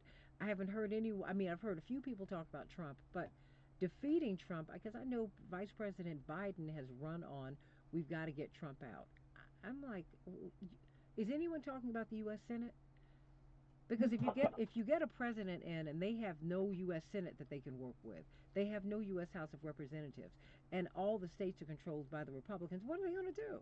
I mean, I don't hear what they're talking. What are they talking about? You see, on our radio show yesterday, we actually had a discussion about this, and part of the issue is that because you have so much money in the political system right now, because you have the Bloomberg and the Steyers in, because they are flooding the airways with their messaging, it has crowded out the actual voices of the people. They don't have to go to debates because they have unlimited money. So we're not hearing about what are the down ballot races going to do? What are we going to do about Social Security, for example? That's never been part of the debate. What are we going to do about making child care affordable? Because that hasn't been part of the debates. So people are very frustrated with being simply being said the status quo. That Biden's inevitability has always been his strongest electoral talking point. But that's exactly what led Hillary to doom, simply saying, vote for me because I'm the most votable. That doesn't motivate people. That doesn't get people to come out on caucus night. So it's going to be very interesting to see what happens after Bernie wins tonight. And if Bernie's also able to win in New Hampshire, it's going to be interesting to find out what exactly the Democratic Party does going forward. Because the money in the party, people like Bloomberg, people like the Clintons, the establishment of the party seem hell bent on making sure that his nomination never happens. So what happens after, and let's say that Biden doesn't win South Carolina, or he doesn't do as well in South Carolina with his victories as is expected, we can see the whole thing fall into chaos, and the one person who benefits from that is going to be Trump. It's interesting. You call this a hot mess, Attorney C.K. Hoffler. I mean, what do you mean? What do you mean by that? When I say hot mess, I have a sense that, and I'm not blaming anyone. I'm just that's the state of affairs. I think for the Democratic Party, we have a lot of candidates. We have a lot of candidates that show promise, but I think that we can't use the standard traditional way of approaching these elections as we used in the past. I think that it's time to build coalitions and to make a decision on, and I know we've got to go through the various caucuses. I just think we have to use a different approach because I think with every successive week, our party is more and more in disarray, unless I'm missing something. And I surely may be missing something. But I just think the feeling that I have is that the Democratic Party is in a mess, a state of disarray. And I think there's a way of straightening it out. There's a way of going forward and creating a different energy, because with the disarray and the mess that I call it, we're losing young prospective voters. And people feel that they may as well just stay home. And that level of apathy is, to me, tragic in light of what's happening in this country.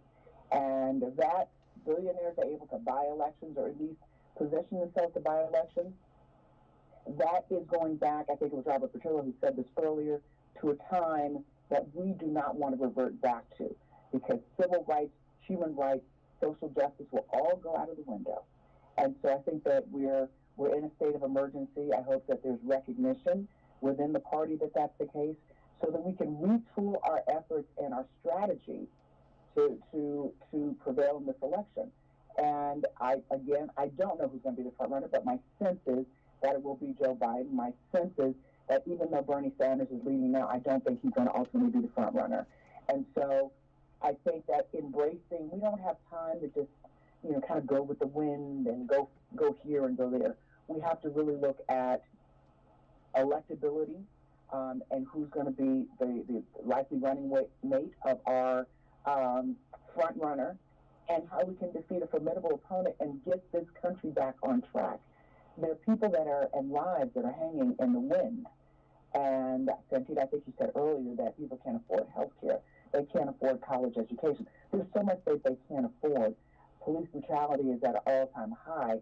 I think the very essence and fabric of our systems that were in place are eroding. And many people, mostly black and brown people, are suffering as a result. But there are others that are suffering too. So I think that we have to look at ourselves. If you're a Democrat, you got to look at yourself in the mirror. I can't speak for Republicans, but we have to take a really hard look and reorganize and retool what we're doing, because what we're doing now is not working. Mm-hmm. And there's insanity doing the same thing over and over again and expecting a different result. Yeah, I'm wondering. Tim from DeKalb. What's on your mind, Tim?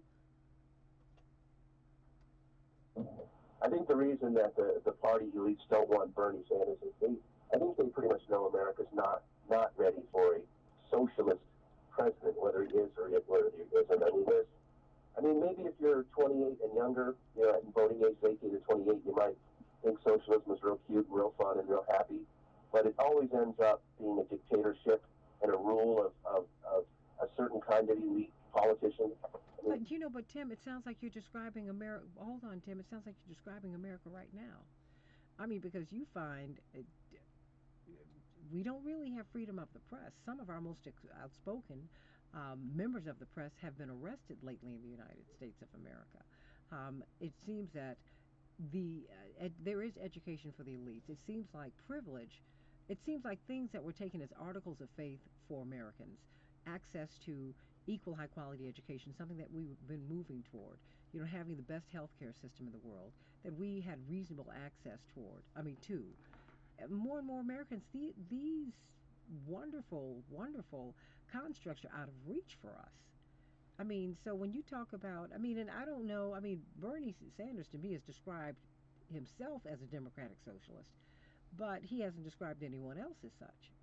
Because look, the armed forces are socialist. In practice, they are.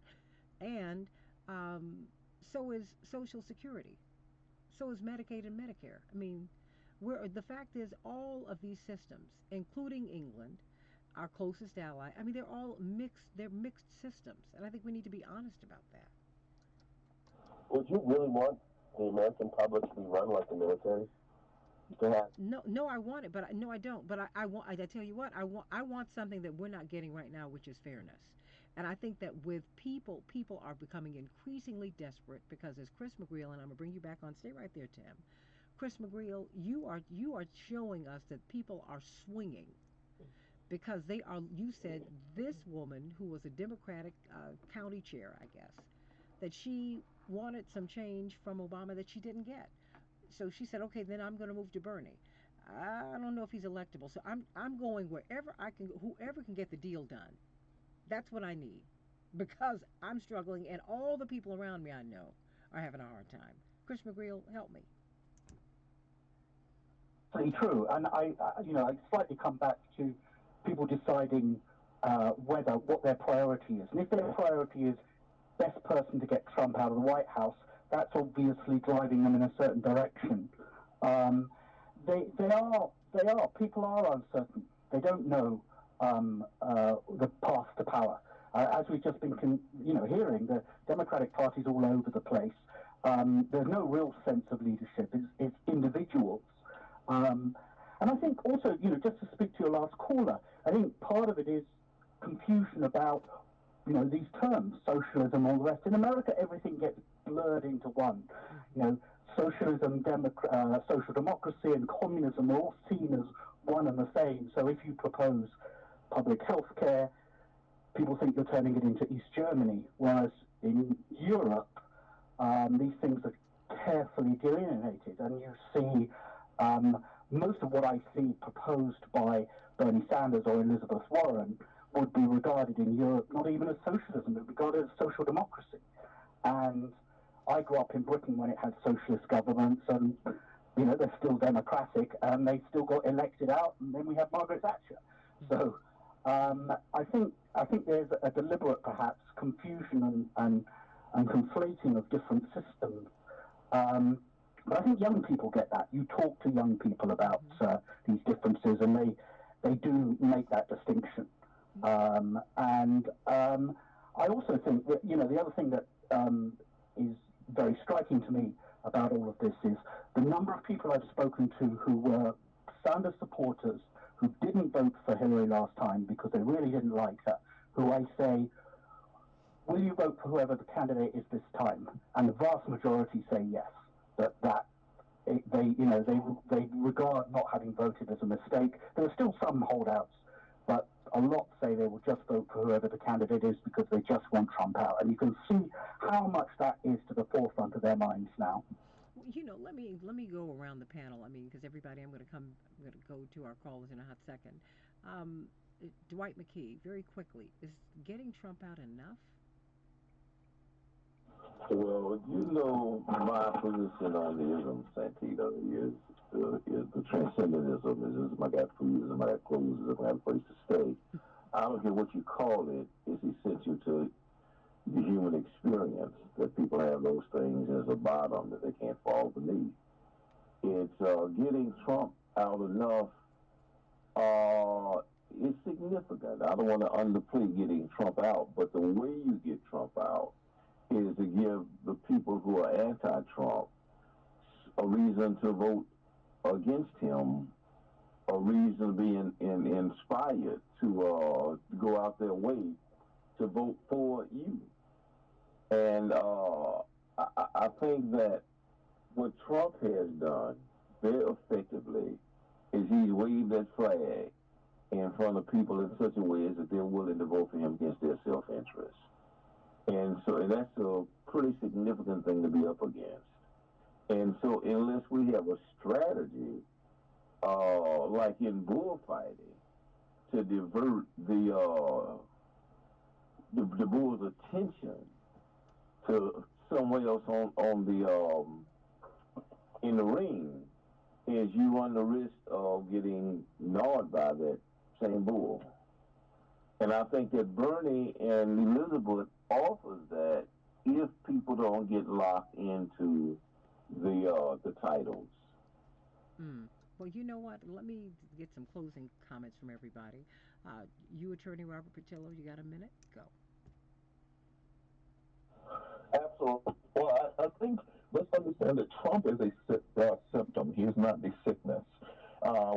Trump is a symptom of a failed political system, a failed Republican Party, which produced him in a primary, a failed Democratic Party, which allowed him to win in the general election. And the failure of that system was their failure to talk to the American people. It was a ruling class elite in both parties, which failed to address the bottom of our economy, which failed to address the kitchen table issues. And that's why someone like Trump won. And that's much of the appeal of Bernie going to this primary season. So what we have to watch is these politicians to ensure that they are articulating your message.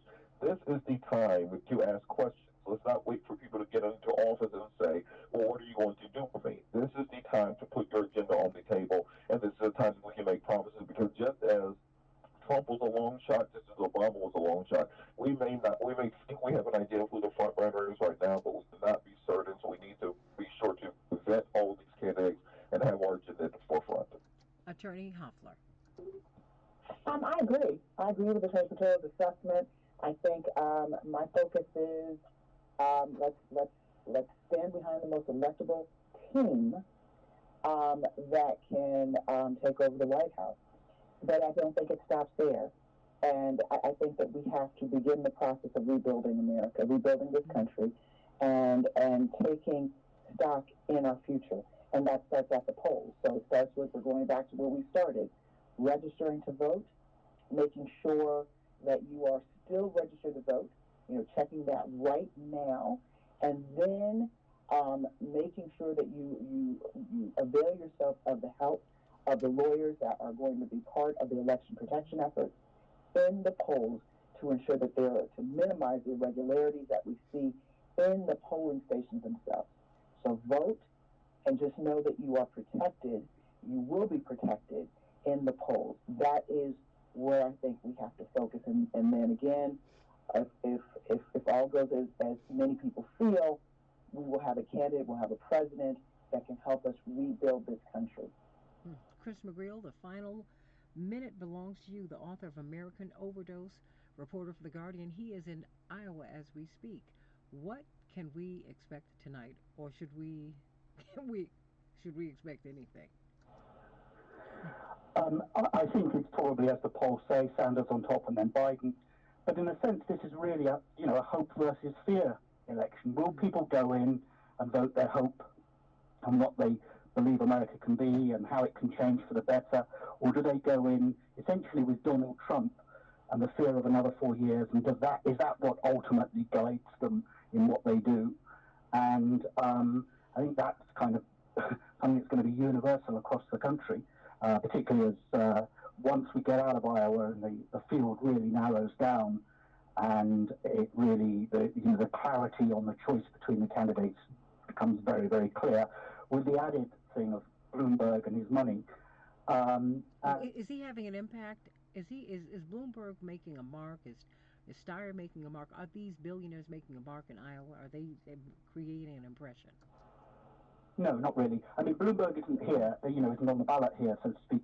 So, no. Steyer has been very active here, lots of campaigns and lots of advertising, but he, of course, is really seen as a one-thing candidate, which is the environment, very important issue, but that's what he's seen as. He's like Yang on his issues about around paying everybody $1,000 a month.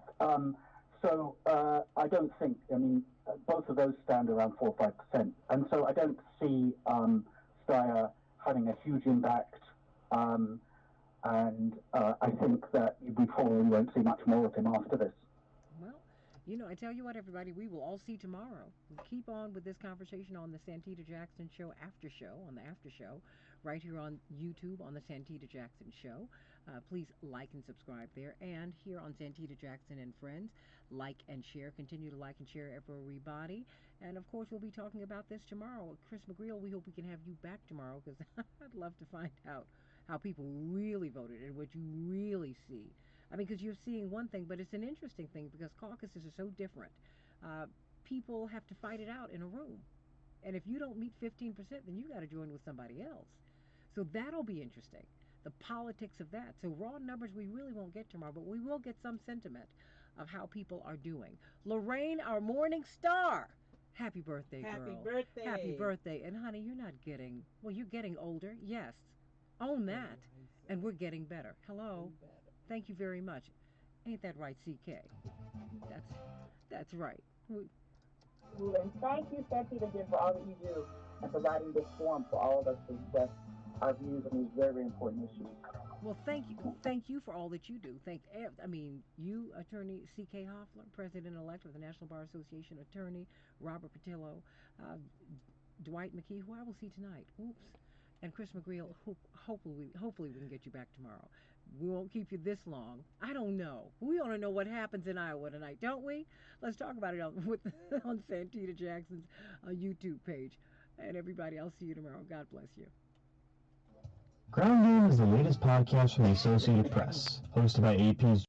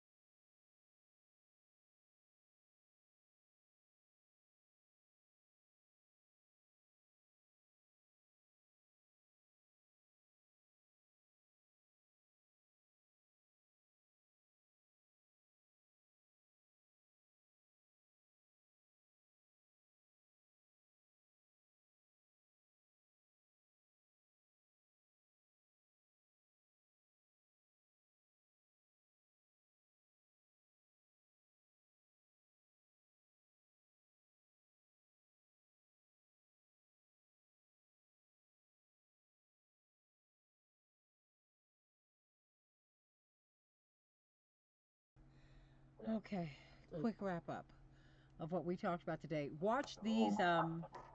Hello, Santita? Hey, how you doing, Roosevelt? Good morning. How you doing, my dear? It's always great hearing your voice. What's on your mind today? Okay, I'm going to make it real short. I really don't care who the candidate is. And I think we should pay attention. Our first, our first, we have to pinpoint our biggest problem. Our biggest problem right now is the orange one in the White House. We have to concentrate on the fact that the first step we need to do is concentrate on no matter who the candidate is, we got to get this guy out of there. He's causing havoc on the future of America by not paying any attention to the youth of America. Like you said, I'm in total agreement with you. Nothing as far as education, nothing as far as, it's nothing but chaos. Let's put it bluntly. Chaos right now. So, I think we should just, in my opinion, I'm going to vote for whoever, even if it's the gentleman that from New York, the multimillionaire. And I believe that he is a replica of Trump, with the exception that when he says something, he does it. He's a self-made man. He is a multimillionaire. And remember when Trump ran, he says, I don't need anybody's money. And remember he said, Mexico's going to pay for, none of these things came true. So he relies on other people's money. He's good at spending other people's money. So I believe that we should pay attention to him, because he is the only one that had an ad in the Super Bowl, because he's coming up in the polls, and hardly anybody's mentioned that. You know, he is coming up in the polls. So if we're left with him, and let's not forget how the Republicans got to the point of choosing Trump. They started with 17 candidates, I believe. The Democrats started with over 20 candidates. So this has become the norm. But you know what? I think what you have to also, he was not just the choice of a party, Roosevelt. He's the choice of the oligarchs. This is someone who's indebted to the banks. He's someone who got free media time. The media did things for him that I've never seen them do. He did not have to come in studio for these big morning show appearances. He could appear. He could be on the telephone. They interrupted everybody, including Hillary, to watch him come out and just say hello to folks. So I think there's a lot going on here. And I think that I am not willing, and I'm going to tell you this right now, I'm not willing to just have anyone rammed down my throat. No, no, no, no. Because let me tell you something. I am a descendant of people who survived slavery. I have seen, no, wait, hold on. I have seen President Trump and people even worse before, functionally, people who said awful things, who've done horrible things. So as a people who, as a descendant of the people who survived the worst that this country's had to offer up, I'm not willing to do that. I want Biden to talk to me about busing. I want him to explain Anita Hill to me and how we got Clarence Thomas as a result of that. Clarence Thomas was a direct gift from him. I want to know about the crime bill, and I want Bernie Sanders to weigh in on that too. And you know what? I want all of these candidates to tell me where they're spending their money, because the reason Steyer is climbing in the polls in South Carolina in the black primary is because he put, number one, he put $2 million in black banks. Because there is the business of politics, and the business of politics is, when you run, you've got to stay in hotels. When you run, you have to have a budget, so you have to find a bank in a local area so that your campaign can have a staff and can have accounts. Now, if these candidates who are smiling and coming into my church and talking to me, if they have not established contacts with meaningful contacts and contracts with black businesses, I have a problem with you. And I need to know what your record is. I'm not going, me. You're welcome to do whatever you want to do and get on this platform and say it. But I'm not willing to do that. I'm not willing to just go. I mean, stop and frisk with Michael Bloomberg. No, no, no, no, no, no, no. It took you too long to tell me why you felt that, well, I was wrong. No, are you sorry? Stop and frisk was a horrible thing to live through. And I tell you that as someone, no, I mean, look, wait a minute, because when the police approach black people, black men and black women, No, hold on. Let me finish. Let me finish. Because I need you to hear what I'm saying, and I need you to feel what I'm feeling. When police approach us, see, I can't just say it's black men because Sandra Bland is dead. When police approach us, we lock up because we think that, oh, because this is an outgrowth of the slave patrols. We think that, oh my goodness, I might die here. This might be it for me because that's history. So I have to ask some questions. I need these candidates, all of them. You can't just march under a Democratic banner and tell me you're my friend. No, no, no, no. I'm not feeling that. No, no. President Trump does not frighten me at all. I'm like, okay, all right. So I have another one. Now you all see what I've seen. Good for you. This is the America that has always been. It's not the America that has to be. Thank you, Langston Hughes. Okay? But this, I promise you, America, what you say that you really want to be, you're going to have to be. Now stay right there, Roosevelt. I want Dwight to respond. I think that you make some major points, Santita, that these candidates, they have all taken a position. I think it comes down to what America at what time. It's Biden, Bernie, the whole lot of them have taken positions that have been counter the interests of black people. Some have been extreme, like the crime bill and stop and frisk. Some has been not as extreme, like, cutting health care. But all of them need to explain why they did what they did. Why not busing? Who were you appealing to? Why did you think busing was a bad idea? Bernie, why did you think the crime bill was a good idea at the time? Did you not think through the consequences, the unintended consequences of 3 strikes and you're out, or locking 1 million people up in jail? I think they owe us that. I think they always need to explain this why they are anti-reparations and not for reparations. Bernie, you're socialistic on everything else but reparations. What is that about? How come they're so radical when you're a socialist Democrat on all other issues on health care, but somehow reparations rub you the wrong way? I think they do owe us those explanations, and I think that we, unlike we dealt with Obama, have to demand an explanation before we put our votes in the lot. Roosevelt? I'm going to ask both of you a question. Is it a possibility that Bloomberg may be the top candidate and may be the Democratic representative for the presidency of the United States? Because let me tell you why I think that way. We are living in a new reality.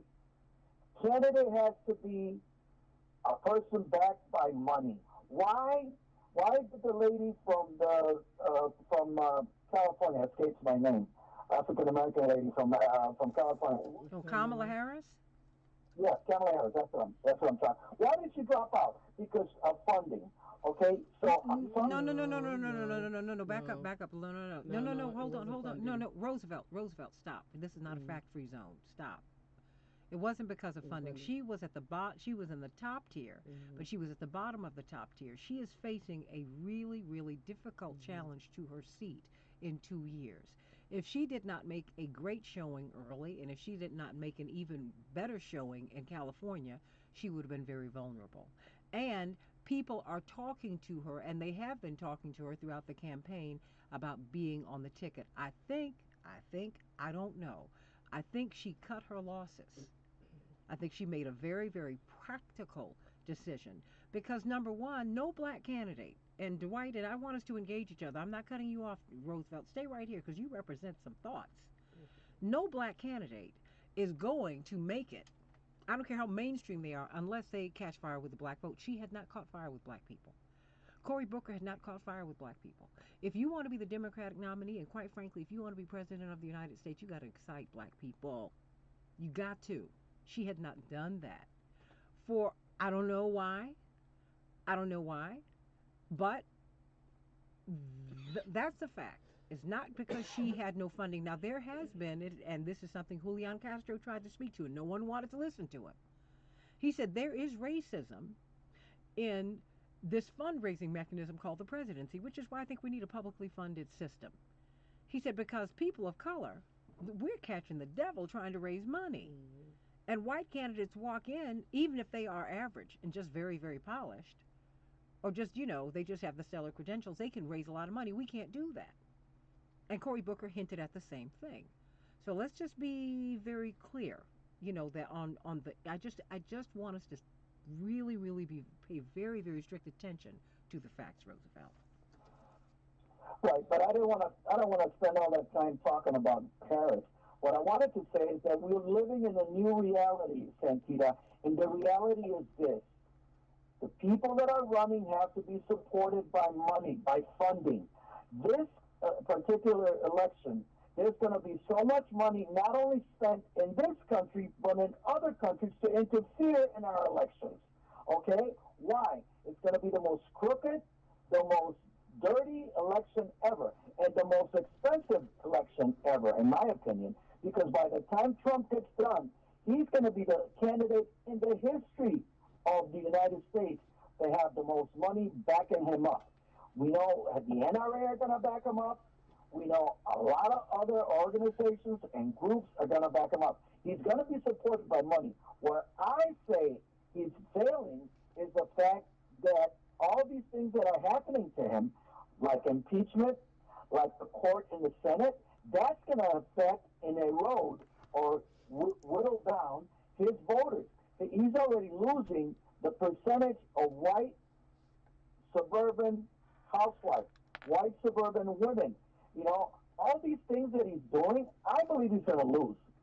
Okay, that's why I say that no matter who the candidate is in the Democratic Party, and I'm sorry, I agree with you to an extent, but if it's between Trump and any candidate on the left, you're not going to vote for the candidate on the left? With all due respect, let me tell you something. Hold on.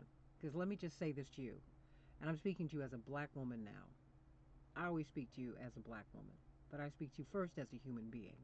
I thank God for Jack O'Dell, someone who Dwight McKee knew, who told me that before I'm anything, I'm a human being. I'm a human being.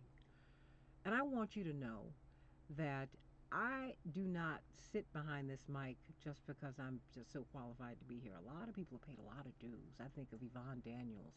I think of Mary Mason in Philadelphia. I think of Irene Ware down in Alabama. I think of Martha Jean the Queen Steinberg, a black woman out of Detroit. I think of a lot of people. I think of Mary D. In media here. I think of Bernadine C. Washington and Isabel Joseph Johnson, and I can just keep on going on and on and on. And I think of my great-grandmother who couldn't read or write, who on the day that I was born, she took out an insurance policy to ensure that I'd be able to go to college.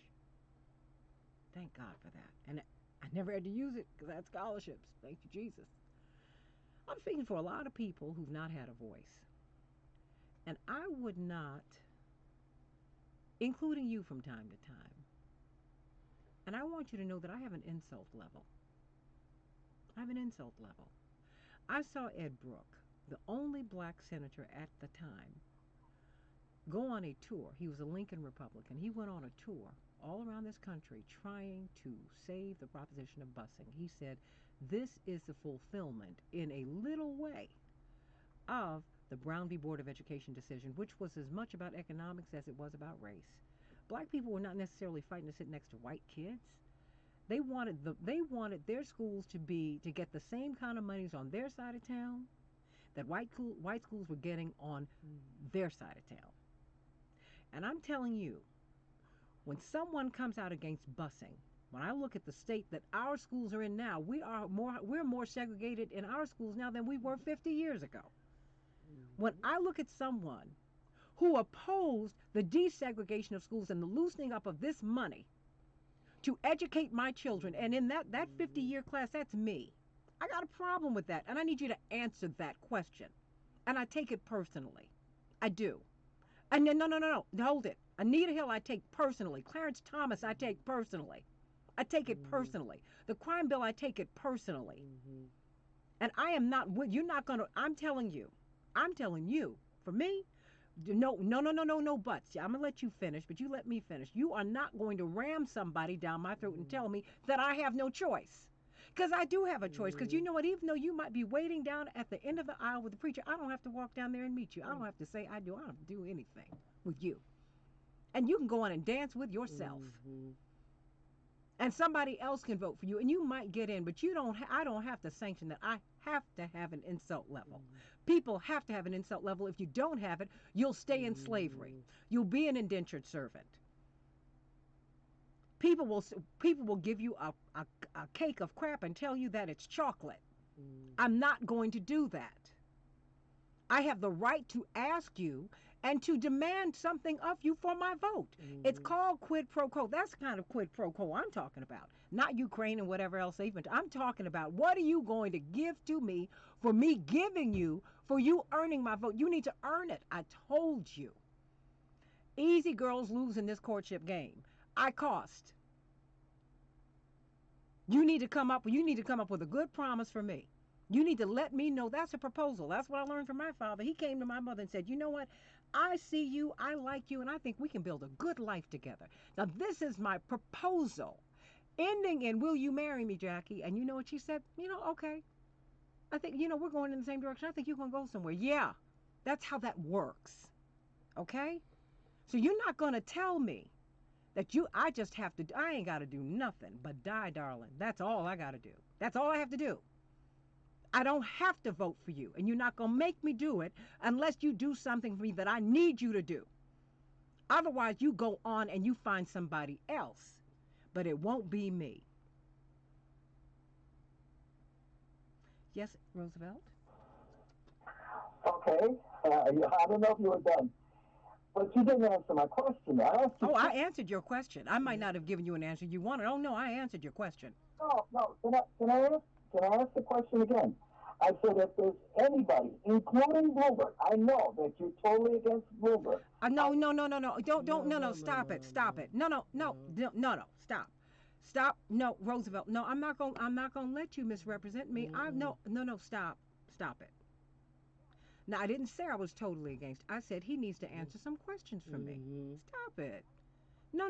Wait. If listen, Roosevelt, no, you may not until I'm finished, until we get some clarity here. No, because I'm not going to let you say, I know what you said. No, you didn't know what, you didn't. Stop. No, let me finish, hon, because you misrepresenting what I'm saying. And I can't let you do that. Can't let you do it. I wouldn't do that with you. And you said, I know you're against Bloomberg. I didn't say that. I said Bloomberg. No, yeah. Oh, my goodness. Yeah, because I'm not going to let you misrepresent me and I will stop you. Oh, yeah. Thank you. Yeah, you know better than you're not going to win with a woman. You ain't not. You ain't going to win that. Now, what I'm trying to tell you is people need to answer certain questions for me. Okay? If I saw Donald Trump walking down the street right now, I would not run away. I would not say something unkind to him. If he extended his hand to me, I'd shake his hand. How are you? How are you? But I would be pleasant. And that's why when I had Alveda King on my show, Dr. King's niece, who was a prominent Republican, I asked her, since she is friendly with him and she supports him, for her own reasons, and I respect that, even though I disagree. I said, now, Alveda, and Alveda is my sister, and I love her. Alveda, tell me, now when you see him, do you challenge him? No, I don't. No, I didn't say, were you mean to him? I said, do you challenge him? Because that's what your uncle did. Whenever Reverend Jackson got an opportunity to talk to a president, if there was something that was on the minds of the people who sent them there, that's what they did. And you can do it respectfully. And in fact, you should do it respectfully. But you need to challenge people so you can get what you need, not just what you want. You want candy, but you need a meal. So now go on. And if you want to, then do not quote me while I'm sitting here, because I know what I said. I know what I said. I did not say I was anti anybody. I said what I need all of you to do is answer these questions for me. And that's not a crime. That's just a requirement. Roosevelt? Okay. Can I tell you my side? My side is this, Santita. You have your opinion, and your opinion is based on what happened in the past, which whatever candidate. Okay. Now, I have my opinion about this particular person in the White House. When he came down those escalators, and he was down there doing that interview, and he attacked my people, like you said, things have been done by Bloomberg and done to your people. So let me tell you my side. When he came down there and he said, Bloomberg jammed you too. Yeah. He jammed brown people Yeah. too. Be clear on that. Stop and frisk hurt you too. I understand that. Okay, can I express my side? Okay, this is my side, Roosevelt's side. I'm a Mexican American. When he came down those escalators and he said Mexicans are rapists, Mexicans are bringing drugs, Mexicans illegals, and all this and that, that was enough for me. I part ways with a person like that. Yeah. I am not Santita Jackson. I am Roosevelt Gonzalez. I am not a person that's going to respect or give the time of day to a person that puts me, my people, my ancestors, and anybody that lives in this country that is of Mexican American descent. Okay? Didn't I just said that about Joe Biden. I said he did that to my people. I got a problem. See, let me tell you the difference between you and me. And this is what happens. This is where we need to get the Black Brown Coalition together. Mm-hmm. When black people see everybody else insulted, we get insulted with you. When we get insulted, nobody gets insulted with us. That's a problem for me. No. Because when he came down those stairs and insulted Mexican American people, black organizations jumped out front and said, he is a problem. But you know what? When the same thing happens to me, I don't see you doing the same, and that's a problem. And we need to rectify. Stop it. We need to rectify that, because I am part of the rainbow. I believe that we are all. I think that we are all equal under. We're all equal under God. And I'm just because you know what, you have because a majority of you, a big chunk of you voted for him. Why don't you explain that? Because you know what, a lot of you identify as white people. You know that. And that's an internal discussion for you. And that's and you know what, Roosevelt, that's an internal discussion that y'all need to work out, because when when she was getting on, she used black musicians to become big. P. Diddy, and you know what, when she was arrested with P. Diddy on that New Year's Eve some years ago, when she was arrested and went to the police station, when she filled out her papers, when you're arrested, you have to check your race. She said she was white. Agree. We have to be like a person that really doesn't get a lot of credit, and he's in music. Carlos Santana. Yes. You know why? Because he has the same thoughts that you have as far as that. He treats people all the same, and he has said plenty of times, music originated in Africa. Okay, the music, the most popular music, in my opinion, and the best music in this country, the biggest gift from African American community is jazz, because jazz was created by African Americans.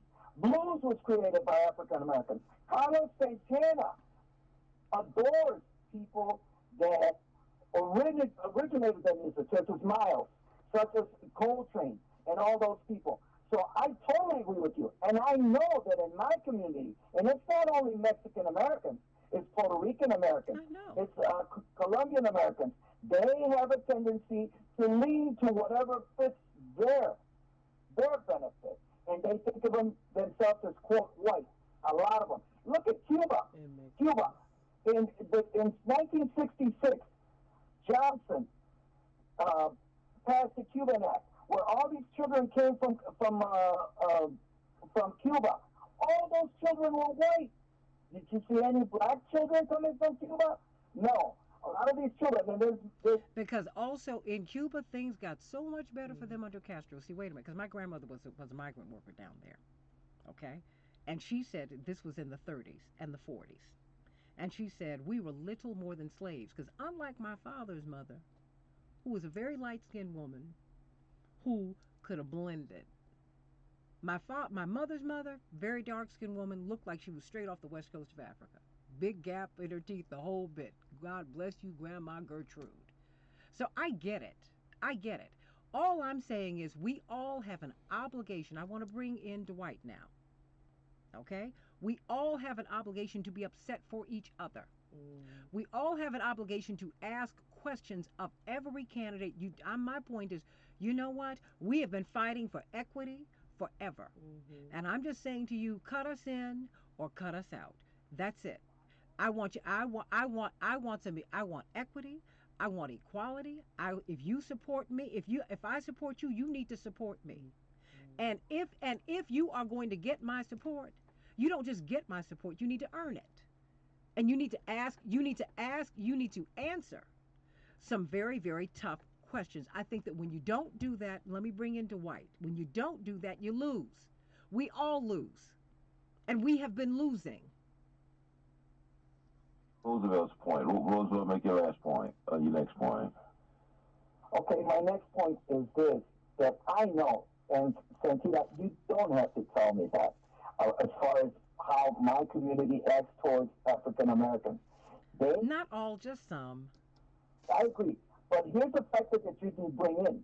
And I know my community better than anybody. Yeah. You know your community better than anybody, right? So I know that a lot of those votes that you said that my community voted for Trump are macho votes. What do I mean by that? Yeah, it's because I'm the macho. I'm the breadwinner. I'm the man of the house. I'm the king of the castle. And my wife is just there to cook my meals. And you know what the typical, I'm sorry, not typical, but the way it was in the past. There's a lot of that in my community. And there's a lot of that in my community too, because you know what? He got a chunk. No, hold on. He got a because he also got a chunk of the black male vote, and he is getting more. I get it. I mean, sexism is real everywhere you go. Okay. Something up? Can I bring something up? What did you think of what he's doing? Did you see that report about a week ago that he's spreading money in the African American community? He started in Cleveland a month ago. I believe that was in Bailey. I don't know, one of those. Bailey. I know Dr. Darrell Scott, Reverend Dr. Darrell Scott. Yep, I know him. Yeah. So he is doing everything that he can to manipulate, to make it dirty, and to win. He's going to do everything he can to win. It's going to be the most dirtiest election. But getting back to what I said before, you got to put that into perspective. The fact in my community is the man, and what the man says, that's what happens. And a lot of the people in the last election, sorry to say, would never vote for women, and that is in my community. That's why. But it's not just your community. There were a lot. I mean, look, wait a minute. No. You just kept saying my community. I'm just saying. You know what? What you need to do when you start speaking, be very specific.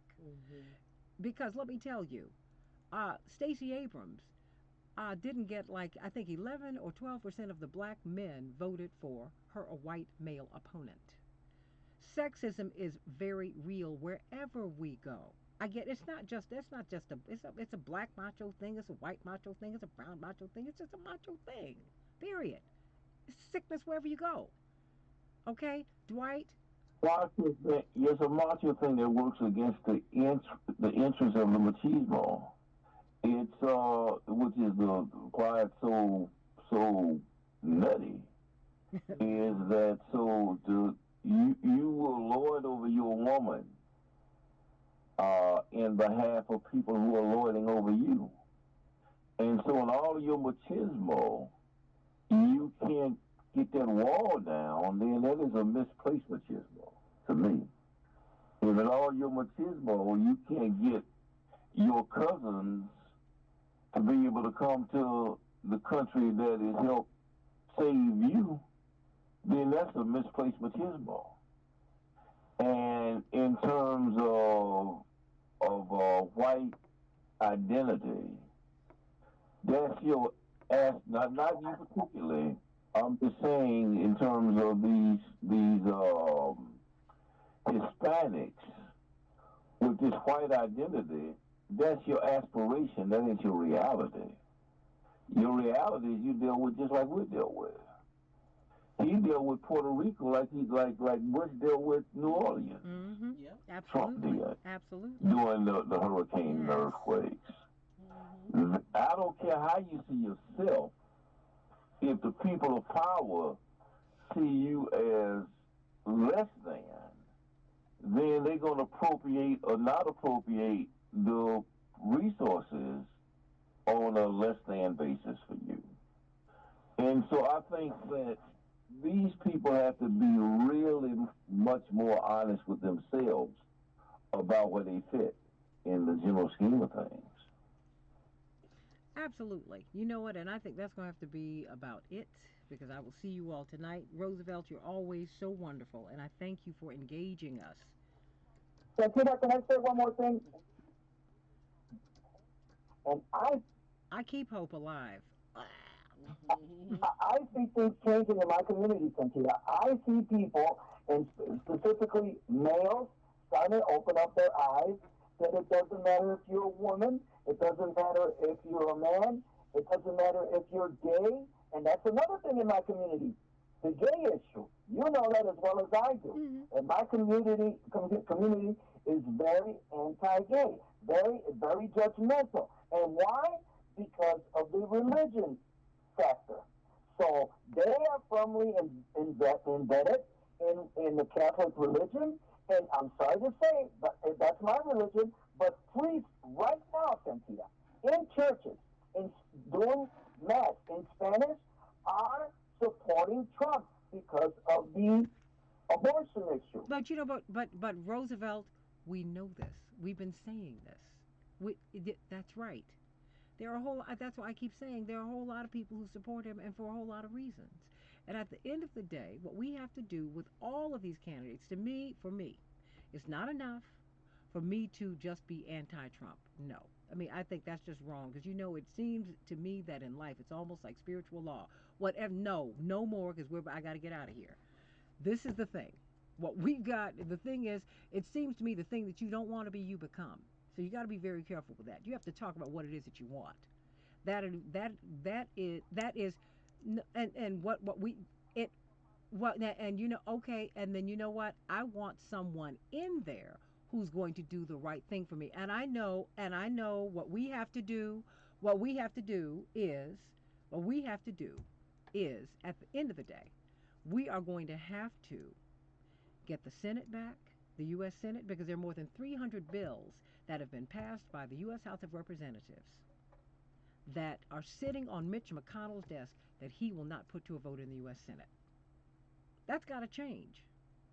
You can't just look at the White House. You've got to look at the U.S. Senate. You've got to look at the U.S. House of Representatives.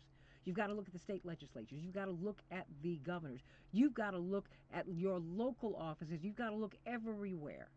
And whoever gets your vote shouldn't just get your vote. They need to earn your vote.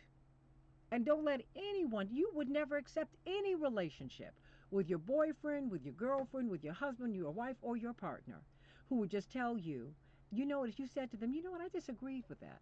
I have a problem with that. Or I have a problem with this. And if they told you, well, it just doesn't matter, you need to take it because I'm all you've got. Honey, that is not going to work for any self-respecting person. So let's get real about this. What you're seeing with this movement with Bernie, people are tired of the same old, and they might not think that he's electable. But I think that the people who run this country and this world need to pay attention. People are restless and they seek relief. This is something Reverend Jackson said in his convention speech in 1984. Oh my goodness, 36 years ago. Folks cannot go to the hospital. They cannot afford it. The public education system has not collapsed. It's been collapsed. It's been underfunded. And the money has been put into charter schools that don't do as well as public schools. That's just a fact. Most people cannot afford decent housing. They can't. There is a developing world inside of the United States right now. So we have to look at that. Whatever problems we have in all of our communities, there is all one community. Sexism is real everywhere you go, Roosevelt. That's not just something that's brown. It's black, it's white, it's red, it's yellow. Everywhere you go, most women all around the world need someone to co-sign, can't get a bank account. All around the world. That's the truth for most women. Women are fighting, girls fight to get an education right now, today. Girls who experience natural bodily functions are considered dirty today, everywhere, all around the world. We got to look at that.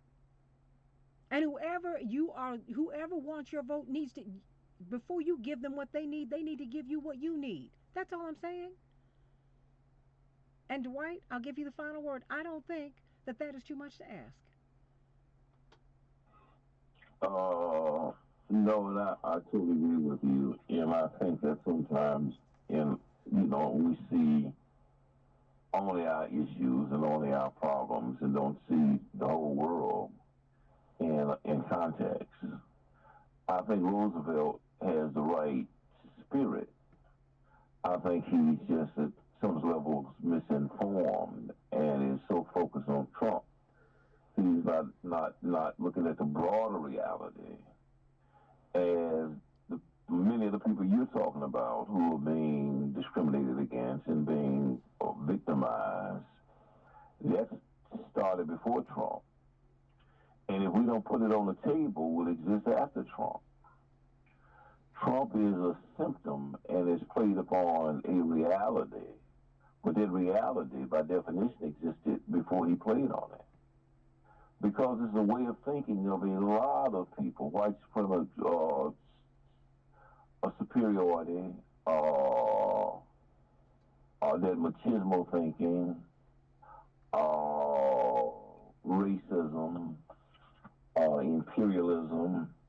These things have been existing over the history of Western civilization. And before then, Muslim civilization. And before then, African civilization. It is an evil of mankind. It is part of the sin nature that Dr. King talked about.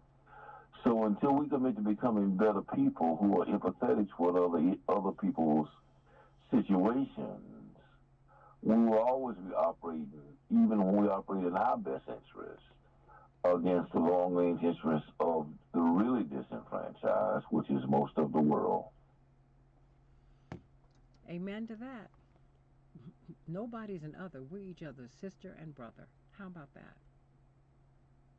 We're all, Reverend Jackson said it so well. We came over here in different boats, but we're all different ships. We're all in the same boat now. He said we came over here in different ships, but we're all in the same boat now. Period. So whatever. Network of mutuality is we are quilt. Mm-hmm. We're not a bunch of different rugs put together. We're all interconnected. And my reality affects your reality, and your reality affects my reality. And so if there's injustice to any, there's injustice to all. And that's it, everybody. We will see you tonight. Dwight McKee, I'm going to see you tonight at 930 50th Street. Yes, you will. I had to put it on the radio. Oh, and you got Lady B pushing you, too. We love you, Dwight McKee. Everybody, and love you, too, Roosevelt. Love you, love you. I love it when it gets heated. Ooh. No, I think we have to have these conversations. I think it's important. I think it is. And I thank you for being with us. And Roosevelt just keeps on calling, and he's just going to do it. Love you, sweetie. Everybody, I'll see you tonight. Join me on Santita Jackson and Friends. Santita Jackson and Friends. I'm going to try my best to get up on YouTube on the Santita Jackson Show as well. So I love you. I love you. I will see you tomorrow after the Iowa caucuses. I wonder who's going to win tonight. Okay? So more of the Santita Jackson Show tomorrow morning at 6 a.m. Central, everybody. I love you. God bless you. See you tonight at Let's Talk About It with Santita Jackson and Friends. If you're in Chicago, come on by 930 East 50th Street. We have a great time fellowshipping, don't we, Dwight? Yeah, we do. It turns into a little party. So come on, everybody. I love you, everybody. See you tomorrow. See you tonight on Santita Jackson and Friends. And if you're in Chicago and if you're in the Chicagoland area, please join us at 930 East 50th Street. Go have some BY-owned beverages. That's right. And then we have a little bit of food. It's going to be great. Love you, everybody. And happy birthday, Lorraine. Love you, girl.